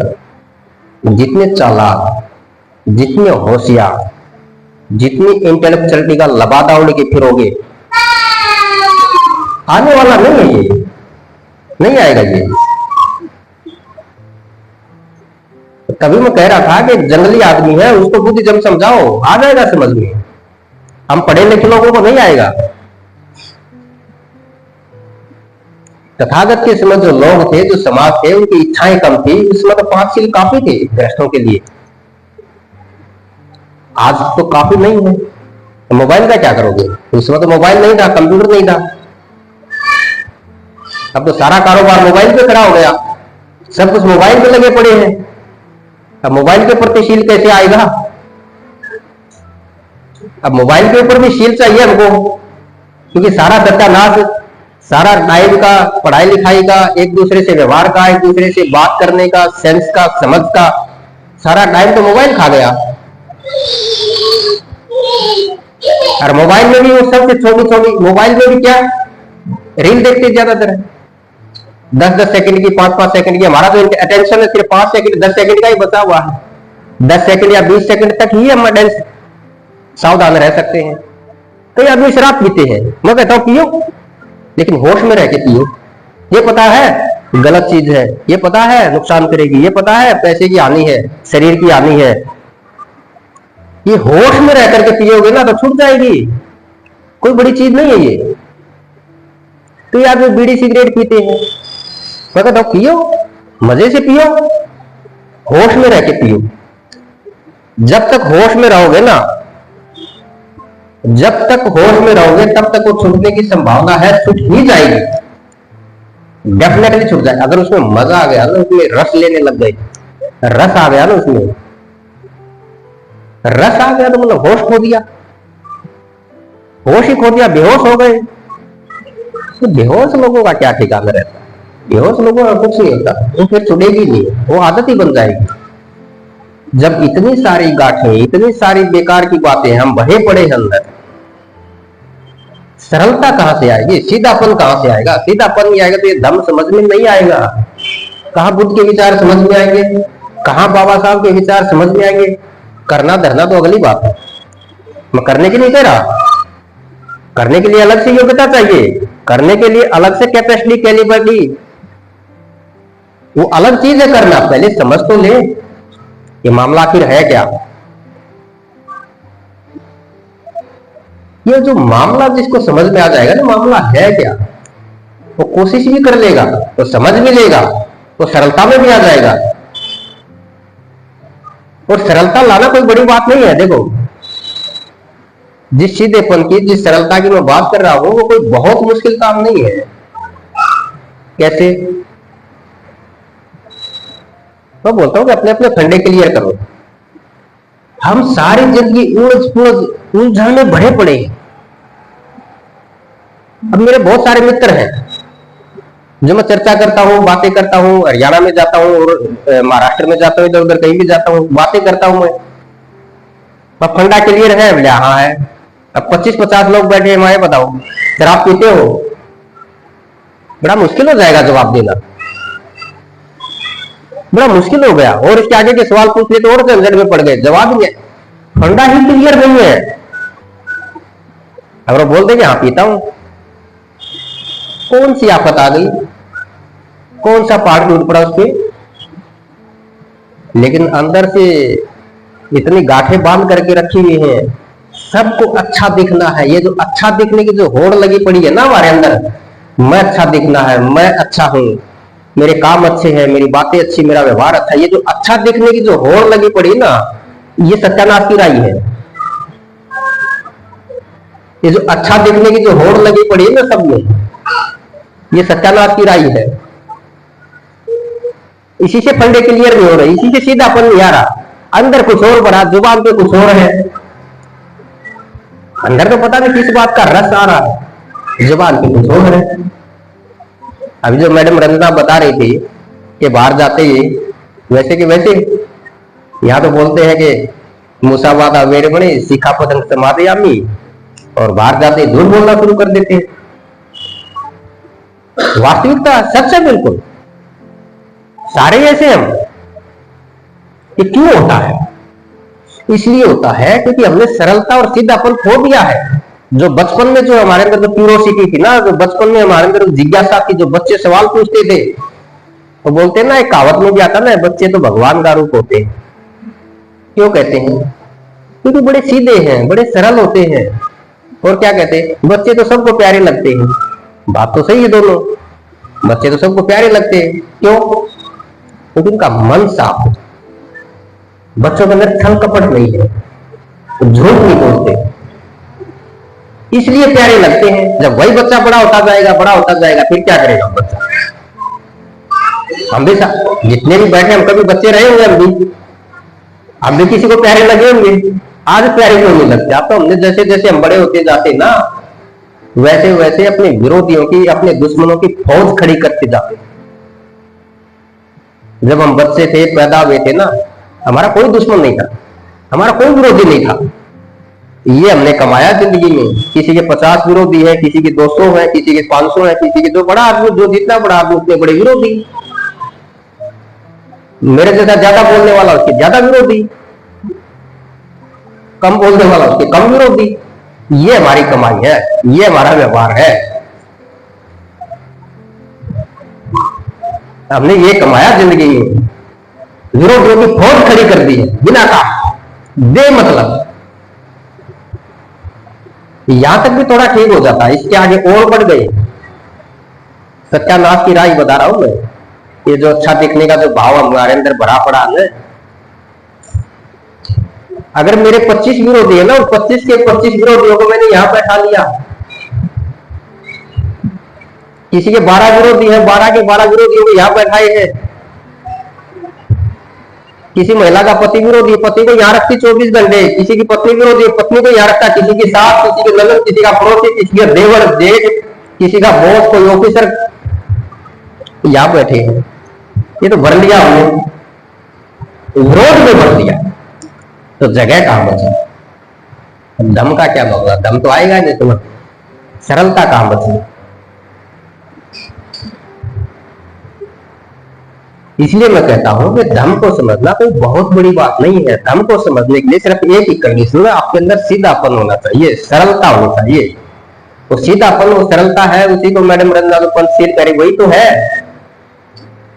वो पंचशील यही है जो मैं बता रहा हूं, इसी से आएगा। वो बातें करने से, उपदेशों से, ग्रंथों को पढ़ने से, भिक्षुओं के वचन सुनने से बिल्कुल नहीं आने वाला, बिल्कुल नहीं आने वाला। ज्ञान हो जाएगा, जानकारी हो जाएगी, इतना तो है। आएगा नहीं वो, उसको आने के लिए तो मैं ये जो बातें बता रहा हूं ना, ये तो अच्छा होने की प्रवृत्ति, हम सबको अच्छा दिखना चाहते हैं, ये बड़ी खतरनाक है, तो इससे बचना पड़ेगा। अब छोटा बच्चा है, अब ये बच्चा है, इतना छोटा बच्चे को हम किसी के घर पे गए, हम खाना खाने लेके गए, सामने वाले ने खाना हमारे सामने रख दिया। अब इनकी मम्मी है, बोलेगी वाह जी वाह बड़ा अच्छा खाना बनाया। बच्चे है बोले नहीं, क्या बेकार खाना है, तो सच बोल देगा बच्चा, सच बोल देगा बेकार खाना है। खाना तो मम्मी को भी बेकार लग रहा है, लेकिन झूठ बोलते हैं, हजारों झूठ बोलते हैं दिन भर, पता ही नहीं है, होश में नहीं है। बच्चा तो होश में है, बच्चा होश में है, इसलिए वो सच बोल रहा है कि खाना बेकार है। हम बेहोश हैं, हम ये समझते हैं कि हम बड़े हो गए हैं, हम बड़े अच्छे हैं, हम बड़े समझदार हैं, जानकार हैं। हम बिल्कुल नहीं बोलेंगे आपका खाना बहुत बेकार है। साइंटिस्टों ने, वैज्ञानिकों ने लगभग 2 करोड़ जीवों की खोज इस पृथ्वी के ऊपर कर ली है, जो समुद्र में है, आकाश में है, पृथ्वी पे है। लगभग 2 करोड़ जीव। अब 2 करोड़ जीवों में पता सबसे ज्यादा बेहोश कौन है और सबसे ज्यादा अटेंशन, सबसे ज्यादा सावधान? हम जो आदमी में है ना, हम जो आदमी हैं इस पृथ्वी के ऊपर, सबसे ज्यादा बेहोश हम ही हैं। बाकी सारे होश में हैं, पशु पक्षी सब होश में रहते हैं। एक मच्छर भी हमसे ज्यादा होश में है। मच्छर यहां बैठा है तो बाहर में जाओ तो भाग जाएगा, जरा सा करेला, होश में है, तुरंत उड़ पकड़ में नहीं आएगा मच्छर किसी को, होश में है। मक्खी बैठी, मक्खी को मक्खी नहीं आएगी पकड़ में, होश में है। कौवा बैठा उधर, चिड़िया बैठी, आप ऐसे बैठे जरा सा ऐसे हाथ किया तो उड़ जाएगा। हमसे ज्यादा होश में एक मच्छर भी है, एक मक्खी भी है, एक कौवा भी है, एक चिड़िया भी है। सारे जीव हमसे ज्यादा होश में, कि हम ही है जो सबसे ज्यादा बेहोश पड़े, होश ही नहीं है। इसलिए मैं कहता हूं बेहोश है। अब बेहोश लोगों के लिए धर्म क्या काम था? कि जितना छोटा बच्चा उतने ज्यादा होश में है, उतना ज्यादा टेंशन उसके पास। ये हमने कमाया। पहले तो हमने क्या कमाया जिंदगी में? विरोधियों की फौज खड़ी कर दी है। दूसरा, हमने बेहोशी कमाई, सारे बेहोश पड़े हैं, कोई टेंशन नहीं है। धर्म के मार्ग पे आओगे, बुद्धिज्म में आओगे, धर्म सीखोगे ना, तो अटेंशन आएगी, तुरंत अटेंशन आएगी। उस मच्छर के जितनी अटेंशन, उस कौवे के जितनी, चिड़िया के जितनी अटेंशन आएगी। जितने ज्यादा होश में वो है, जितने ज्यादा अटेंशन है, जितना एक छोटा बच्चा अटेंशन में रहता है, हम भी उतने अटेंशन में आ जाएंगे। इसके लाभ क्या होंगे? एक तो धर्म समझ में आ जाएगा, धर्म समझ में आ जाएगा ना, फिर ये सवाल खत्म हो जाएगा, मैंने सब कुछ जान लिया, मैंने सब कुछ सीख लिया, परिवर्तन होगा, यही तो परिवर्तन होना, और क्या होगा? अब 2 हाथ जिसके है 4 थोड़े हो जाएंगे, 2 टांगे 3 थोड़ी हो जाएंगी। पार्ट ऑफ द बॉडी तो यही रहेगा ना, ये थोड़ा बदलेगा। परिवर्तन क्या होगा? परिवर्तन इतना हो जाएगा कि हमारे अंदर जो द्वेष है, क्रोध है, ये जो अच्छा दिखने की भाव है, झूठ है, आडंबर है, दिखावा है, वो कम होता जाएगा। उसी से तो जले बैठे हैं, उसी से तो हम लोग दुखी हैं, उसी से ही दुखी है, वही हमारे अंदर भरा पड़ा है। और जिसका फंडा क्लियर हो गया, इसके जीवन भी क्लियर हो जाएगा। और जैसे जैसे जीवन क्लियर होता जाएगा ना, वैसे वैसे धर्म समझ में आता जाएगा। और जिसको धर्म समझ में आ गया उसके जीवन में क्रांति घट जाएगी। अब क्रांति घटने का मतलब क्या हुआ? क्रांति घटने का मतलब यह है कि उसका जीवन सुखी और आनंदित रहेगा। उसका जो जीवन है सुख में हो जाएगा और आनंदित हो जाएगा। अब ये और झंझट हो जाता है, ये तो सोचते हैं हम तो सुखी है, सुखी हो। एक ये भी सवाल है कि सुखी हो। अगर एक ये हम तो अगर 200 लोग बैठे, 200 में पूछे कि सुखी कौन है, तुम मुझे एक हाथ उठा के दिखाओ तो मुझे नहीं लगता कि 3 हाथ उठ जाएंगे। सुखी आदमी कौन है या सुखी महिला कौन है? कोई सुखी नहीं है। और हम रोज यहाँ पे वंदना करते बनते आते हैं, बताते हैं दुख मुक्ति सुख प्राप्ति का मार्ग है। अभी मैडम रंजना ने बताया दुख के समुदय के खत्म करने के कारण बताए। पता ही नहीं है, समझ में नहीं आ रही चीजें। अब ये जो बातें मैं बता रहा हूँ सारे उदाहरण कहां से ले रहा हूं मैं? यहीं से अपने बीच में से ले रहा हूं। हमारे व्यवहार में सारी चीजें हम जानते ही हैं, सारी बातों को आप भी जानते हो, मैं भी जानता हूं। फर्क एक है, मैं जरा सा होश में आ गया और जो और भी होश में आ गए उनको भी पता है। जो बेहोश है वो अपनी बेहोशी का आनंद ले रहे हैं। एक और बात बताता हूं, सबसे ज्यादा आनंद मूर्खता में है। जिसमें जितनी ज्यादा मूर्खता अज्ञानता उतना ही आनंदित है। ये जो पूजा पाठ करते हैं 7 8 8 9 9 10 10 दिन, मूर्खता भरी पड़ी है। क्या आनंद में छल कूद मचा रहे हैं। देखो उनका डांस, देखो उनकी तरंगे, उनके चेहरे के हाव भाव, उनके कपड़े, तो बड़ा देखता हूं। आनंद मूर्खता का अज्ञानता का जितना आनंद। एक शराबी है, मस्त शराब पी रहा, शराब के नशे में झूम रहा, देखो उसका आनंद में रस कितना है।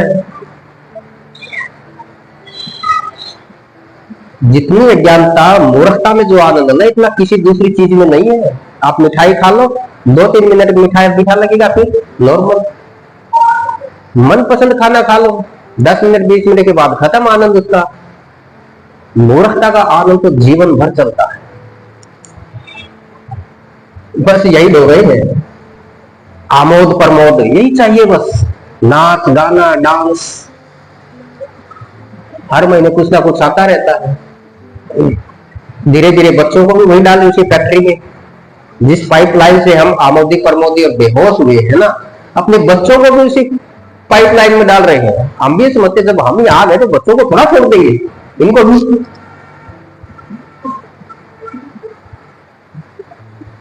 फंस गए हैं, फंस गए हैं। अरे फसावट किसी और ने नहीं दी। ये फसावट के लिए कोई अंग्रेज दोषी थोड़े है, इस फसावट के लिए कोई पाकिस्तान चाइना दोषी थोड़ा, हम खुद ही दोषी है। ये धम्म को समझने के लिए प्री कंडीशन ये है, तब आएगा पंचशील समझ में, तब होगा परिवर्तन, तब आएगी 10 पारमिताएं समझ में, तब आएगा अष्टांगिक मार्ग समझ में, तब होगा परिवर्तन। और ये जो परिवर्तन कहते हैं इसी को क्रांति कहते हैं। एक आदमी के अंदर क्रांति घट गई ना, बस बहुत है। क्रांति कोई हजारों लोगों में नहीं घटती है, एक दो ही होता है। बाबा साहब अम्बेडकर अकेले थे, अकेले में क्रांति घटित हो गई, हजारों लोगों के, लाखों करोड़ों लोगों का जीवन बदल डाला। मान्यवर काशीराम जी अकेले थे, मान्यवर काशीराम जी के अकेले में क्रांति घटित हो गई, लाखों करोड़ों लोगों का जीवन बदल डाला।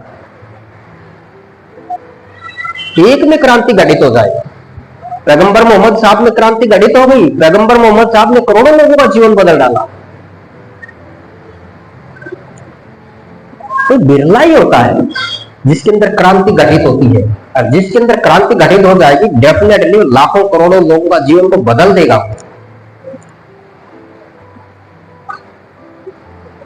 बोधि धर्मन का नाम सुना है? चेन्नई वर्सेस चाइना साउथ की फिल्म देखी, किसने देखी है?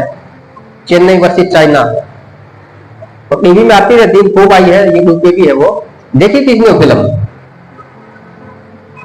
नहीं देखी? चेन्नई वर्सेस चाइना, उस फिल्म में एक सीन है, और बोधि धर्मन के ऊपर ही है। बोधि धर्मन जो भारत में पल्लव वंश जो था, दक्षिण भारत में पल्लव वंश का राजकुमार था, उसका नाम था बोधि धर्मन। और फिल्म देखना टीवी में, यूट्यूब पे है वो, चेन्नई वर्सेस चाइना, साउथ की फिल्म है। जो सूर्या है ना हीरो, साउथ की फिल्मों का सूर्या, जिसने जय भीम बनाई है, जय भीम वाला हीरो ना, उसी की है वो। जय भीम फिल्म का जो हीरो है उसी एक्टर की है वो फिल्म, चेन्नई वर्सेस चाइना। उसमें आप देखोगे, उसमें उसने बोधि धर्मन का रोल किया है।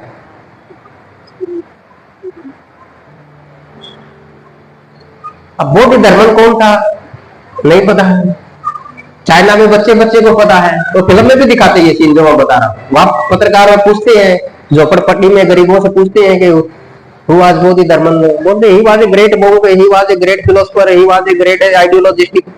सारे लोग जानते हैं चाइना में। फिर वो वही पत्रकार इंडिया में आके पूछते who was Bodhi Dharman, I don't know, he was a artist, he was a politician, पता नहीं क्या क्या बेवकूफी बोल रहे हैं। इंडियन थे वो तो। बोधि धर्मन भारत का ही था, पल्लव वंश का राजकुमार था।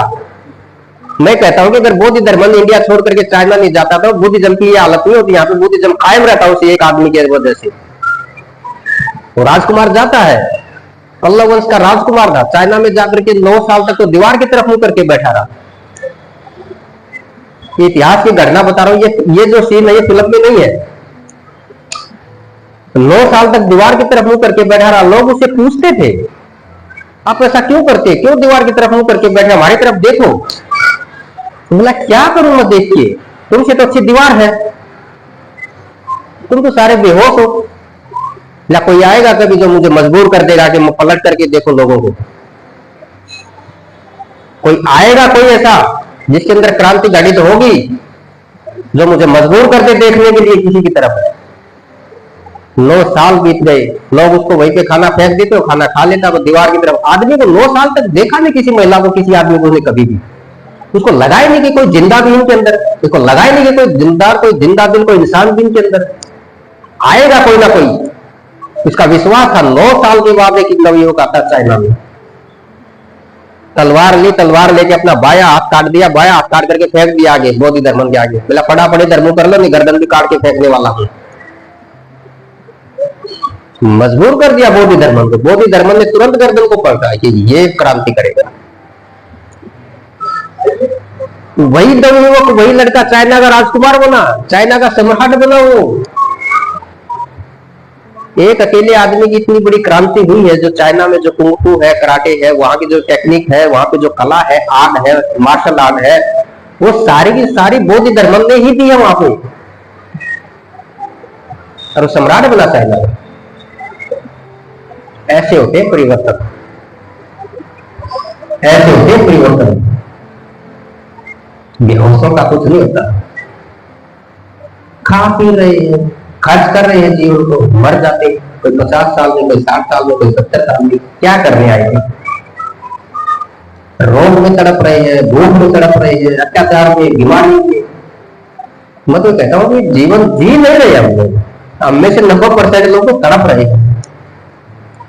कहीं तो ऐसे हैं जिनको हंसे खुल करके हंसे में 10-10 साल हो गए हैं, हंस नहीं पा रहे हैं। धम की लाइन पे आओ, एक बार बुद्धिज्म को समझो। ये एक तो बेहोशी हो जाएगी, सरलता आ जाएगी, तो जो बाल मन है ना, जो बच्चे का मन, वो आ जाएगा। अब ये जितने जवान हैं, ये जवानों में क्या खासियत होती है? सब लोग ये सोचते हैं ना, काश मैं बचपन में था, बड़ा अच्छा था। बचपन में क्या मजे थे यार, जीना तो बचपन का था। अब तो टेंशन बड़ी बड़ी है, इतने सारे दुख तकलीफ आ गई। जो बचपन को याद करता है ना, तो समझ लेना कि उसका जीवन, जो जवानी का जीवन है ना, खराब है। अब इस आधार पर देखो तो सबका ही खराब हुआ पड़ा है। सबको बचपन प्यारा लगता है।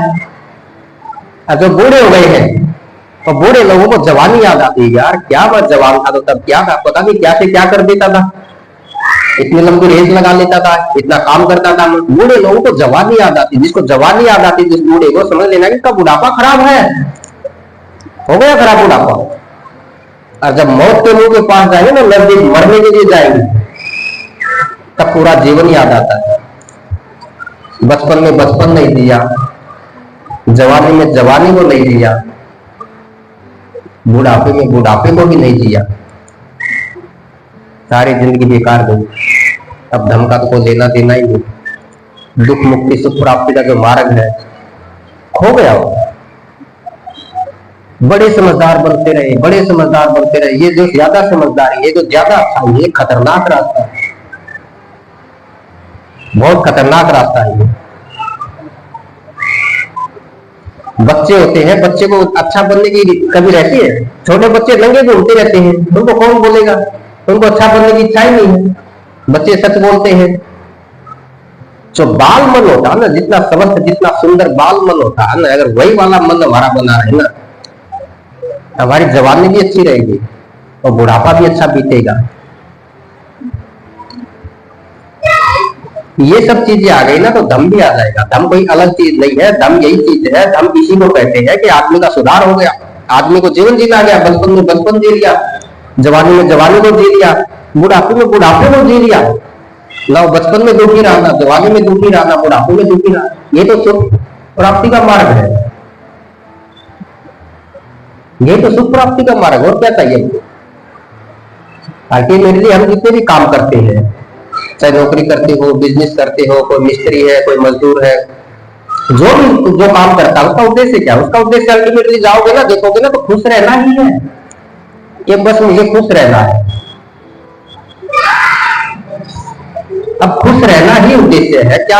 इतना सारा, बहुत सारे लोग बहुत सारी धन दौलत जोड़ देते हैं, क्या खुश हो जाते हैं? अमीरों को जाकर के देखो, जो बड़े बड़े अमीर है, क्या खुश है? वो भी खुश नहीं है। सबसे ज्यादा रोग तो वही है, सबसे ज्यादा बीमारियां तो अमीरों में है। गरीबों के तो शरीर मजबूत है, गरीब आदमी का तो शरीर फिर भी मजबूत है। अमीरों के ज्यादा कमजोर शरीर है, ज्यादा रोगी है, ज्यादा दुखी है। सुख नहीं मिलता है। सुख प्राप्ति का मार्ग तो सिर्फ और सिर्फ धम्म में है। और वो जो धम्म है, ये तथागत ने जो हमको दिया है, इसको हम बुद्ध का धम्म कहते हैं। तो बुद्ध के धम्म को अपनाने के लिए जो मैंने कुछ बातें बताई है, इसके लिए सीधापन चाहिए, सरलता चाहिए, बाल मन चाहिए, फंडे क्लियर हो। लाइफ में फंडे क्लियर एक भी किसी का नहीं है।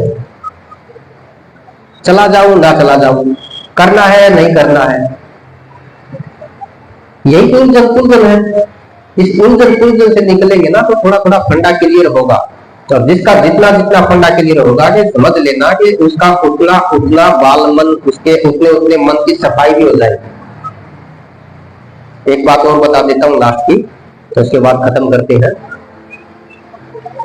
क्योंकि बातें आसान है ना। मैं धम्म में तो गया ही नहीं, मैंने तो अष्टांगिक मार्ग को बिल्कुल नहीं बताया, पतित समुत्पाद को बिल्कुल नहीं बताया, 10 पारमिताओं को, तो टेक्निक है, वो टेक्निकल बातें हैं। उनको समझने के लिए ये समझना जरूरी है। मैंने बताया ना कि धम्म जो है, बुद्धिज्म जो है, एक प्रोसेस है, एक प्रक्रिया है। इस प्रक्रिया को, प्रोसेस को तरीके से किया जाता है, गड़बड़ नहीं करते, मिला देते हैं। जैसे जो धम्म है, बुद्धिज्म जो है, उसके बहुत सारे एस्पेक्ट हैं, उसके बहुत सारे पक्ष हैं। एक पक्ष है राजनीतिक पक्ष, एक पक्ष इसका धार्मिक पक्ष, एक पक्ष है सामाजिक, एक पक्ष इसका आध्यात्मिक भी है, स्पिरिचुअलिटी जिसको हम कहते हैं। तो ऐसे का एक सांस्कृतिक भी है। 12-13 लाइन निकलती है बुद्धिज्म की अलग अलग। जब तक हम इनको कैटेगराइजेशन नहीं करेंगे, ये अध्यात्म की बात है, ये राजनीति की बात है, ये समाज की बात है, ये धर्म की बात है, ये कल्चर की है, ये हमको समझ में नहीं आएगा। ये उलझी हुई बुद्धि है ना, बुद्धि तो उलझी हुई नहीं, हमने उलझाती है। जो मेरे जैसे वक्ता है, मेरे जैसे बोलने वाले हैं, उन्होंने उलझा दिया धर्म को कि धर्म इतना मुश्किल नहीं है। अब तथागत जिन लोगों को धर्म सिखा रहे थे, पता कौन सी डिग्रियां लिए बैठे थे, सारे के सारे अनपढ़ थे, सारे जन सामान्य थे, और बड़े अच्छे से समझ लेते थे, बड़े अच्छे से समझ लेते थे धर्म को। तथागत से होते होते आज 2600 साल लगभग हो गए हैं, तो हमने इतना उलझा दिया, इतना उलझा दिया, इसको अलग अलग करो। तिब्बत में जाओगे, वहां बुद्धिज्म किस रूप में फॉलो किया जाता है? अध्यात्म के तौर पे तिब्बत में। चाइना और जापान ने बुद्धिज्म को किस रूप में लिया है? आर्थिक क्षेत्र को पकड़ा। बुद्धिज्म का जो इकोनॉमिकली एस्पेक्ट है ना, उसको पकड़ा है। श्रीलंका में जाओ, बुद्धिज्म का राजनीतिक पक्ष हैवी है वहां पे। श्रीलंका में राजनीति चलती है बुद्धिज्म के नाम पे। बर्मा में जाओगे, वहां का जो बुद्धिज्म का जो मसल्स पावर है, जो बुद्धिज्म का जो जोश है, जिसको हम धर्म का जोश कहते हैं, वो बर्मा में दिखेगा। तो अलग अलग कंट्रियों में जाकर के देखोगे तो अलग अलग चीजों को कंट्रियों के लोगों ने उसको अपनाया है, उसको समझा है, उसको पकड़ा है, इसी आधार पर कंट्री चल रही है। तो ठीक वैसे ही हम यहाँ गड़बड़ कर देते हैं, सारा इसको मिला देते हैं। इसको अलग अलग तरीके से समझेंगे ना तो समझना भी आसान हो जाएगा, क्योंकि समझने के लिए देखो थोड़ा सा टाइम चाहिए, थोड़ा सा साफ मन होना चाहिए, थोड़ी सी समझ भी होनी चाहिए, थोड़े से पैसे भी खर्च करने पड़ते हैं, थोड़ा सा टाइम भी खर्च करना पड़ता है, थोड़ी सी मेहनत भी खर्च करनी पड़ती है। तो ये चीजें आ जाएंगी समझ में, और ये चीजें समझ में आ जाएंगी ना, उस दिन समझ लेना कि परिवर्तन होना भी शुरू हो जाएगा। मैंने यहीं से अपनी बात शुरू की थी कि बहुत सारे लोग कहते हैं ये तो मैं समझ लिया, 25 बार 200 बार 300 बार मैंने बुद्ध वंदना कर ली, लेकिन परिवर्तन तो नहीं। परिवर्तन इसलिए नहीं आ रहा क्योंकि समझ में ही नहीं आया है, जुबान पे है, याद कर लिया। याद करना मैं बड़ा हूं, मैं तो डॉक्टरेट लेवल का आदमी, मैंने याद कर लिया। अब 4 साल का बच्चा वो भी याद कर लिया, कौन सा मैंने तीर मार लिया याद करके, पढ़ करके मैंने। अब मैं उसमें अपने आप में विद्वता की घोषित कर दूं मैं बड़ा विद्वान हूं, डॉक्टरेट नहीं। इसको बच्चा भी सीख सकता है, ये कोई बड़ी बात नहीं है। तो इन सब चीजों को समझने के लिए बस इतना ही मेरा आग्रह है, इतनी आप लोगों से प्रार्थना है, निवेदन है। जितने फंडे क्लियर होंगे, जितने हम साफ रहेंगे, जितने हम शुद्ध मन से रहेंगे ना, उतना जल्दी धर्म समझ में आ जाएगा। आज की जो बुद्ध पूर्णिमा है, इस अवसर पे मेरा यही पे अपना मैं वक्तव्य समाप्त करता हूँ। सभी को जय भीम, जय भारत। खूब साधुवाद।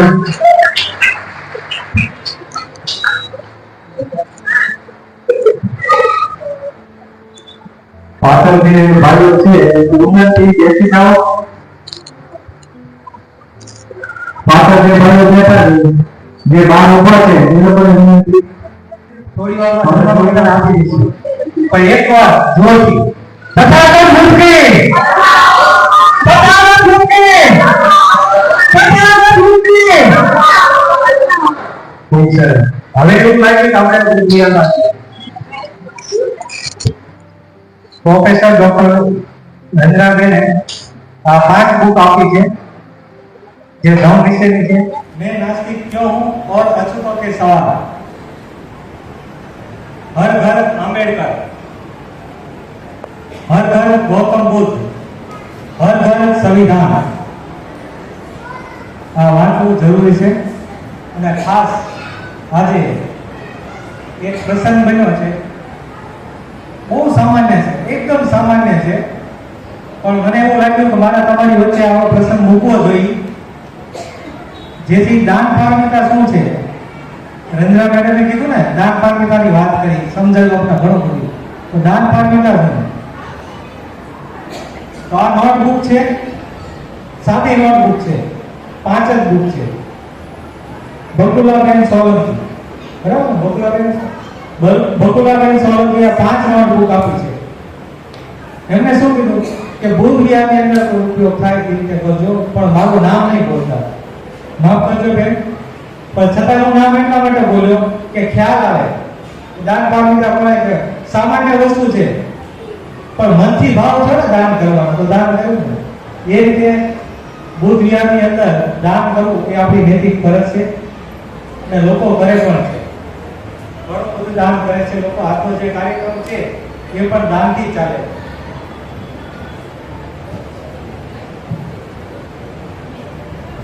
हितेन बोल 500 रुपया, मोहनभाई मकवाणा 1000, साईनाथ सावंत 1000, प्रकाश बोध 1000, स्वप्नाबेन चौहान 1000, रजीश बोध 1000, हर्षमोदी बोध 1000, श्यामभाई नारायणभाई मकवाणा चित्रा 1000, नेशवभाई मौर्य 1000, हरेशभाई बोध रेलवे 20 किलो घઉં, प्रकाशभाई पड़ाया 500 रुपया, बाबूभाई भगवानभाई परमार 200 रुपया, मनुभाई रामजीभाई चोला 2 डब्बा तेलना, रेखा बोध 5 किलो बटेटा, राघवभाई वाघेला 1000 रुपया, गिरीशभाई सागठिया 2000 रुपया।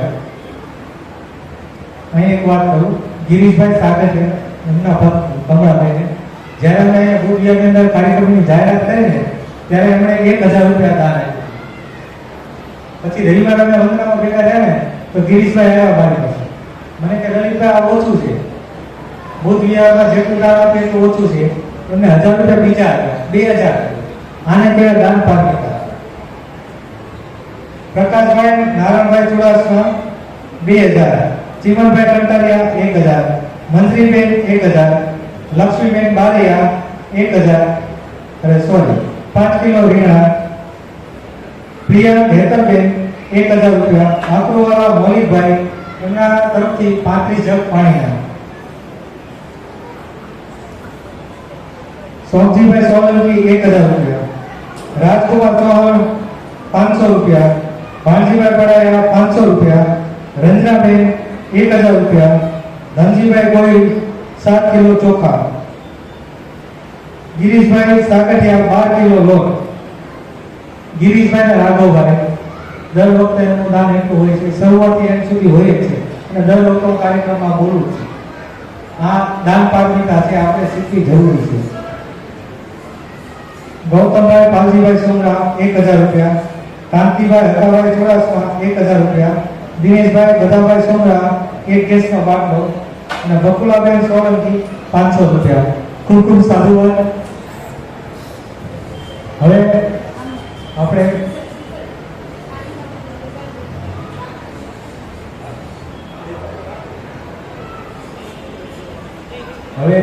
કાર્યક્રમ સમાપ્ત કરવાના છીએ. થોડી વારમાં છે પણ આપણી વચ્ચે ઉપસ્થિત ચીમનભાઈ કંટારિયાને હું કહીશ કે 5 મિનિટમાં આપણને બૌદ્ધ જ્ઞાન આપે.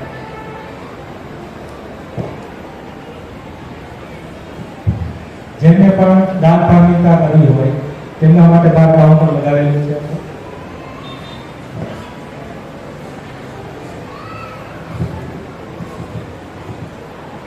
જય ભાઈ નામ બધાય મિત્રો, વૈશાખી પૂનમ એટલે કે બુદ્ધ પૂર્ણિમા, બુદ્ધ ભગવાનને જન્મ થયો તો ક્યાં? લુંબિની વનમાં, કુદરતના ખોળે. એક રાજાનો દીકરો જન્મ ક્યાં થયો? જંગલમાં ઝાડ નીચે કુદરતના ખોળે. વૈશાખી પૂનમ એને જ્ઞાન પ્રાપ્ત થયું ક્યાં? બોધ ગયા. કયા ઠેકાણે? તો ઝાડ નીચે કુદરતના ખોળે. એનું મહાપરિનિર્વાણ એ પણ વૈશાખી પૂનમ દિવસે, એટલે કે મૃત્યુ કઈ જગ્યાએ? તો ઝાડ નીચે. તમે જો એક રાજાનો દીકરો આટલો મોટો મહાન ધર્મ આપ્યો પણ એ કુદરતના ખોળે. એટલા માટે આજે વૈશાખી પૂનમ છે એ ખાલી ભારત આખી દુનિયામાં એ ઉજવાય છે. અને તમે જુઓ તો એ ભગવાન બુદ્ધ છે જે માર્ગ બતાવ્યો અથવા જે રસ્તો બતાવ્યો એ ભગવાન બુદ્ધ તો 28મા બુદ્ધ હતા. એ પહેલા 27 બુદ્ધ થઈ ગયા. ચીની યાત્રી ભારતમાં આવ્યા, એમને લખ્યું કે તથાગત ગૌતમ બુદ્ધ છે ને સિદ્ધાર્થ, એ નવું જ્ઞાન, વધારાનું જ્ઞાન પ્રાપ્ત કરવા માટે ઘર છોડીને ગયા હતા. અને ઘર છોડીને ભિક્ષુ થવું એ બહુ અઘરું છે. તો એમાં તમે જો તો 3 મહિલા જે મુખ્ય જે મહિલાઓનો જે ફાળો છે, દાખલા તરીકે એના માતા મહામાયા, એમને ગૌતમ બુદ્ધ સિદ્ધાર્થનો જન્મ આપ્યો. માતા પ્રજાપતિ ગૌતમી, મહામાયા તો અઠવાડિયા પછી અવસાન થઈ ગયું. પ્રજાપતિ ગૌતમીએ એ ખુદ પોતાનું બાળક જે જન્મ્યું ને એને મોસાળમાં મોકલી દીધું. સિદ્ધાર્થ ગૌતમની કોઈ પાલક પશુમાં કમી ન રહે એટલા માટે. આ 2 મહાન મહિલાઓ. ત્રીજી મહિલા યશોધરા, એમની પત્ની. સિદ્ધાર્થ ગૌતમ જ્યારે ઘર છોડીને જાય છે ને એ પાણીના વિવાદ પછી, તો વિચાર કરજો, દુનિયામાં કોઈ પત્ની એના પતિને ભિક્ષુ બનવા માટે હા ન પાડે. ભગવાન બુદ્ધની જે બ્રાહ્મણોએ લખેલી વાર્તા છે એમાં કહેવાય કે એ પેલો માંદો માણસ જોયો, મૃત્યુ જોયું ને ઉત્સર્ગ જોયું ને, એટલે એવું નતું. એ રોહિણીના પાણીની નદીના જે કોળી શક્યો તેના વિવાદ, એના માટે તેને ઘર છોડવા માટેનો નિર્ણય લીધો. અને એ પત્નીને કીધા વગર બાળકને છૂટો છોડી નથી ગયા. બાબા સાહેબને એમના પુસ્તક બુદ્ધાઈની ધર્મમાં લખ્યું છે. એ યશોધરાને બધી વાત સમજાવે છે. એ વખતે યશોધરા સિદ્ધાર્થ ગૌતમને કહે છે કે તમારી બધી વાત સાંભળીને અને તમે જે કામ કરો છો એ બહુ ઉત્તમ છે, હું પણ તમારી સાથે આવીને ભિક્ષુણી બની જા, પણ હું એટલા માટે નથી આવતી કે આપણો રાહુલ દીકરો નાનો છે, ગામડો છે, એને પાલન પાછળ કરવું એ મારી જવાબદારી છે, તમારા માતા પિતા એમની જવાબદારી છે મારે, એ હું નિભાવીશ, પણ તમે જાઓ. પણ એક શરત કે જ્યારે પાછા આવો ત્યારે દુનિયાના તમામ માનવ સમાજના દુઃખ દૂર થાય એવો રસ્તો બતાવતો ખોજીને કે શોધ કરી લાવજો. સમાજ સંસ્કૃતિ તો ચાલતી હતી. આપણે અત્યારે બૌદ્ધ ધર્મ કહીએ છીએ, એ વખતે કોઈ બૌદ્ધ ધર્મ નહોતું કહેતું, એનું નામ જ બૌદ્ધ ધર્મ હતું. સમાજ સંસ્કૃતિ જતી, બીજા કોઈ સમ્રાટના શિક્ષણમાં બીજા કોઈ ધર્મ હતું. અને હિન્દુ સંસ્કૃતિ કે બ્રાહ્મણ સંસ્કૃતિ કે વૈદિક ધર્મ કોઈ હતો જ નહીં. તો એ સમાજ સંસ્કૃતિ તો હિન્દુ સંસ્કૃતિ ચાલી આવે છે. 27 બુદ્ધના પુરાવો મળે છે, 7-8 બુદ્ધના તો શિલાલેખ મળે છે. તો એ તથાગત ગૌતમ બુદ્ધે તેને અપડેટ કર્યું કે અને એક ગૌતમ બુદ્ધનું જે જ્ઞાન છે એ એટલું બધું વૈજ્ઞાનિક અને સાયન્ટિફિક અપડેટ હતું કે ત્યાર પછી કોઈને જરૂર નથી પડી. એનાથી આગળ કોઈ વિચાર્યું ન કે 2500 વર્ષ પહેલા એમણે જે કાર્યકારણનો સિદ્ધાંત શોધ્યો કે કોઈ પણ ઘટના બને તો એની પાછળનું કારણ હોય છે, કે દુઃખ છે તો દુઃખનું કારણ હોય છે, અને એ કારણ દૂર કરો તો દુઃખ દૂર થઈ જશે. અને એ જ નિયમ ઉપર તમે જોવો તો આઈન્સ્ટાઈને 19મી સદીમાં કાર્યકારણની સિદ્ધાંતની શોધ કરી, જેવા ગૌતમ બુદ્ધે 2500 વર્ષ પહેલા કરી. તો એ સિદ્ધાંત મુજબ કે ભાઈ કોઈ પણ દુઃખ છે જીવનના તો દુઃખ દૂર કરવાનો રસ્તો, માર્ગ, અને એ માર્ગ તથાગત ગૌતમ બુદ્ધે બતાવ્યો પંચશીલ અને સ્કંદમાં. એ મુજબ ચાલીએ તો જીવનમાં બધા દુઃખ દૂર થાય. આ સીધો અને સરળ માર્ગ છે. બૌદ્ધ ધર્મની અંદર કન્ફ્યુઝન નથી, કોઈને ગોટાળા નથી કરાવતા. એ આમ નથી, તેમ નથી, કઈ વાંચવાની જરૂર નથી. તથાગત ગૌતમ બુદ્ધે કલામ સૂત્રમાં જેમનો ઉપદેશ આપ્યો ને એ બહુ સરળ, અને કોઈ પુસ્તકની બધા તો છોડી દો. એમણે કીધું કે હું કહું એ પણ નહીં માનતા, કોઈ પુસ્તકમાં લખ્યું છે નહીં માનતા, કોઈ સાધુ કે કોઈ જ્ઞાની આવી તો એ નહીં માનતા. તમે તમારી વિવેક બુદ્ધિથી વિચારજો. સમગ્ર માનવ સમાજ માટે કલ્યાણકારી હોય, કુદરતના નિયમની કોઈ વિરોધ ન હોય. આજે આપણે વિજ્ઞાન પણ કહીએ કે વિજ્ઞાનના નિયમની કોઈ વિરોધની વાત ન હોય તો એને માનજો. તો આમાં પુસ્તકની ક્યાં વાત આવે? ત્રિપિટક, વિનયપિટક આ બધું કોઈ ગૌતમ બુદ્ધે નથી લખી ગયા, તો ત્યાર પછી લખાણું બધું, અને એનું ટ્રાન્સલેશન બધું બ્રાહ્મણોએ કર્યું છે. તો આપણે ગૌતમ બુદ્ધનો સરળ અને એટલે ડોક્ટર બાબા સાહેબ આંબેડકરે ખાલી 5 શીલ નથી આપ્યા, એના 22 પ્રતિજ્ઞા. આપણે ભારતના જે વાતાવરણમાં દુનિયાનો બૌદ્ધ દુનિયા માટે અલગ છે. ત્યાં જાતિ વ્યવસ્થા નથી, વર્ણ વ્યવસ્થા નથી, ભેદભાવ નથી. આપણા શહેરમાં, આપણા ગામમાં, આપણા દેશમાં જાતિ વ્યવસ્થા છે, વર્ણ વ્યવસ્થા છે, કટ્ટરતા છે, અસમાનતા છે, ભેદભાવ છે. અને એટલા માટે ડોક્ટર બાબા સાહેબ આંબેડકરે 22 પ્રતિજ્ઞા આપી. તો આજે બુદ્ધ પૂર્ણિમાના દિવસે આ પંચી બધું યાર 22 પ્રતિજ્ઞા તમે વાંચો તો એમાં સીલે આવી જશે, મોટા મોટું બધું આવ્યું છે. અને ક્યાં ક્યાં આપણે અટકવું અને ક્યાં કરવું, શું કરવું જોઈએ એ 22 પ્રતિજ્ઞામાં આવશે. બહુ સરળ અને સીધી છે. ફરીથી આપ સૌને વૈશાખી પૂનમ એટલે કે બુદ્ધ પૂનમની ખૂબ ખૂબ શુભકામનાઓ. આપણે સૌ સંકલ્પ કરીએ, પ્રયત્ન કરીએ કે તથાગત ગૌતમ બુદ્ધે જે માર્ગ બતાવ્યો છે એ મુજબ ચાલીએ. જય ભીમ, નમો બુદ્ધાય.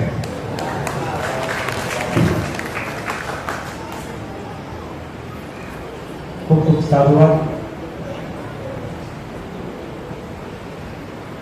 તાર્કિક અને વાસ્તવિકતા એ જ બૌદ્ધ ધર્મ છે. બસ એટલું જ સરળ છે, બહુ વધારે સમજવાની જરૂર નથી. જો એટલું સમજાય તો બૌદ્ધ ધર્મ સમજાય. અને સાથે સાથે વાત કરી હિમંતભાઈ કે 27 બુદ્ધ થઈ ગયા હતા. અત્યારે આપણે જે ઓળખીએ છીએ એ 28માં બૌદ્ધ છે. સિદ્ધાર્થ ગૌતમ બુદ્ધ એ 28માં. અને અત્યારે હાલની પરિસ્થિતિમાં 29માં કોઈ બુદ્ધ ગણતરી કરીએ તો એ બાબા સાહેબ ડોક્ટર આંબેડકર. એટલે જ્યારે આપણે બુદ્ધની વાત કરીએ ને એટલે બાબા સાહેબ સાથે સંબંધિત જ છે. અને બાબા સાહેબની વાત કરીએ એટલે બુદ્ધ આવી ગયા.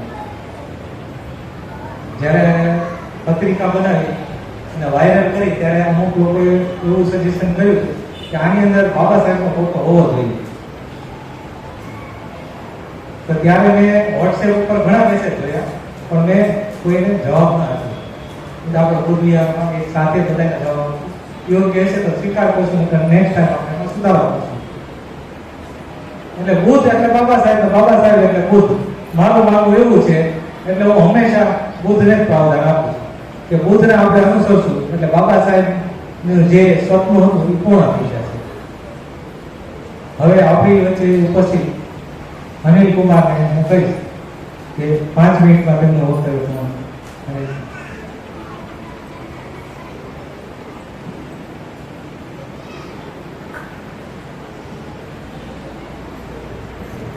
जय हिंद, नमो बुद्धाय, जय भारत। टाइम हो गया, मैं ज़्यादा टाइम नहीं लूँगा। 3 चीज मैं बता रहा हूँ। आपने जब भी हम बुद्ध विहार में आते हैं तो आपने देखा कि हम बुद्ध वंदना करते हैं, दूसरी हम धम्म वंदना करते हैं और तीसरी हम संघ वंदना करते हैं। सब लोग बुद्ध की बात करते हैं, धम्म की बात करते हैं, संघ की बात कोई नहीं करता। जो बोला गया है बुद्धम शरणं गच्छामि, यार बहुत सारे लोग हैं इसलिए मैं रिपीट कर रहा हूँ, इसके पहले भी मैं बोल चुका हूँ। बुद्धम शरणं गच्छामि, धम्मम शरणं गच्छामि और संघम शरणं गच्छामि, ये 3 चीजें हम लोग को बताई है। ये हमारे प्रोग्रेस के लिए है, ये हमारे धम्म की प्रोग्रेस के लिए है, हमारी राजनीतिक प्रोग्रेस के लिए है, हमारी सामाजिक प्रोग्रेस के लिए है, हमारी आपकी सुरक्षा के लिए है, आपका इतिहास बचाने के लिए है, आपका कल्चर बचाने के लिए है, आपके उत्सव, आपकी सारी चीज को बचाएगा कौन? तो उसके लिए बोला गया है कि संघम चरणं गच्छामि। बुद्ध की शरण में जाना मतलब आज की समय में बुद्ध तो है नहीं कोई, तो किसकी शरण में जाना है? तो शॉर्ट में बताता हूँ, आपके आसपास जो ज्ञानी आदमी है उसकी शरण में जाना है। वो आपको जो सजेशन देगा उसको मानना नहीं है। जैसे डॉक्टर विनोद जी ने बताया कि हम लोग सरल नहीं है, तो सिंपल हमको उसको, जिमें भाई भंडारिया जी ने बताया, उसको फॉलो करिए, उसको अपने विवेक पे, अपने अनुभव पे, उसको जो सॉल्यूशन बताया उसको करके देखिए और अपने अनुभव पे जानिए कि वो सही है कि गलत है। ये है बुद्धम शरणं गच्छामि। धम्मम शरणं गच्छामि गंगा मैडम ने बहुत अच्छे से बता दिया, विनोद जी ने बहुत अच्छे से बता दिया, और बहुत सारी चीजें यदि बुद्धिज्म को समझना है तो जैसे बहुत सरल बनना पड़ेगा। प्रतिथ्य समुत्पाद, बहुत बड़ी बड़ी चीजें हैं वो नहीं बताया। आप कोई भी एक शील पकड़ लीजिए, शील भी मत पकड़िए। आपको यदि अपने में परिवर्तन लाना है तो एक चीज सोच लीजिए कि मेरे को सुबह 5 बजे उठना है, उतना ही करके देखिए। मेरे को चाय नहीं पीनी, जो भी है वो एक डिसिप्लिन, वो एक छोटी सी चीज करोगे तो वो आप एक पहली सीढ़ी चढ़ोगे, वो आपका मनोबल बढ़ाएगा। और आप किताबें पढ़िए, चर्चा कीजिए, वो आपका डेवलपमेंट करेगा। तो ये होगी दूसरी चीज। तीसरा, हमको संघम शरणं गच्छामि क्यों बोला? आज हम पे जितने भी अत्याचार हो रहे हैं, जो भी हम परेशानी झेल रहे हैं, हमारे अधिकार जो कम हो रहे हैं, वो सिर्फ एक चीज के कारण हो रहे हैं कि हमारा संघ खत्म हो गया है ही नहीं। संघ, संगठन अलग चीज होती है और संघ बहुत अलग चीज होती है। संघ आपको सुरक्षा देता है, आपको पर्सनल सुरक्षा, सामाजिक सुरक्षा, पॉलिटिकल सुरक्षा, आपके अधिकार बचाता है। तो हमको संघ को पुनर्निर्माण करना पड़ेगा। यदि आपने संघ का पुनर्निर्माण नहीं किया तो आपके बचे हुए संघ निर्माण के लिए आपको इकट्ठा होना पड़ेगा। ये बहुत अच्छी बात है कि भावनगर में ये बुद्ध विहार बना और इतने सारे लोग आज, ये भी संघ का एक रूप है, ये धीरे धीरे अभी बन रहा है, मगर इसको हमको सिस्टमेटिक वे में अच्छे तरीके से संघ को फॉर्म करना है ताकि हम सबके अधिकार और हमारे बच्चों का भविष्य अच्छा बन सके। बस इतना ही कह रहा हूँ। धन्यवाद।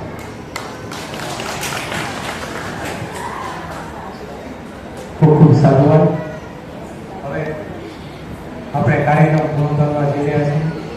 એટલે જે બાર જે ભાઈઓ ઊભા છે એમને વિનંતી કરીશ થોડી વાર બેસી જાઓ. આપણે સભ્ય સત્તા કરવાની હોય એટલે બેસી જવાનું. જેટલા લોકો આવ્યા છે એટલા લોકોને હું વિનંતી કરું કે બેસી જાઓ. અંદર જગ્યા છે, અંદર આવી જાઓ, બેસો થોડી વાર. આપણે ધમભૂમિ ધમ વિહારની અંદર પાલી ભાષાના ક્લાસીસ ચલાવીએ. દર રવિવારે ક્લાસ ચાલે છે, સાંજના ટાઈમે હોય છે બુદ્ધ વિહારમાં. જેમને પાલી ભાષા શીખવી હોય એ લોકો એ ક્લાસ જોઈન કરી શકે છે. એમના માટે રંજના મેડમનો સંપર્ક કરી શકે.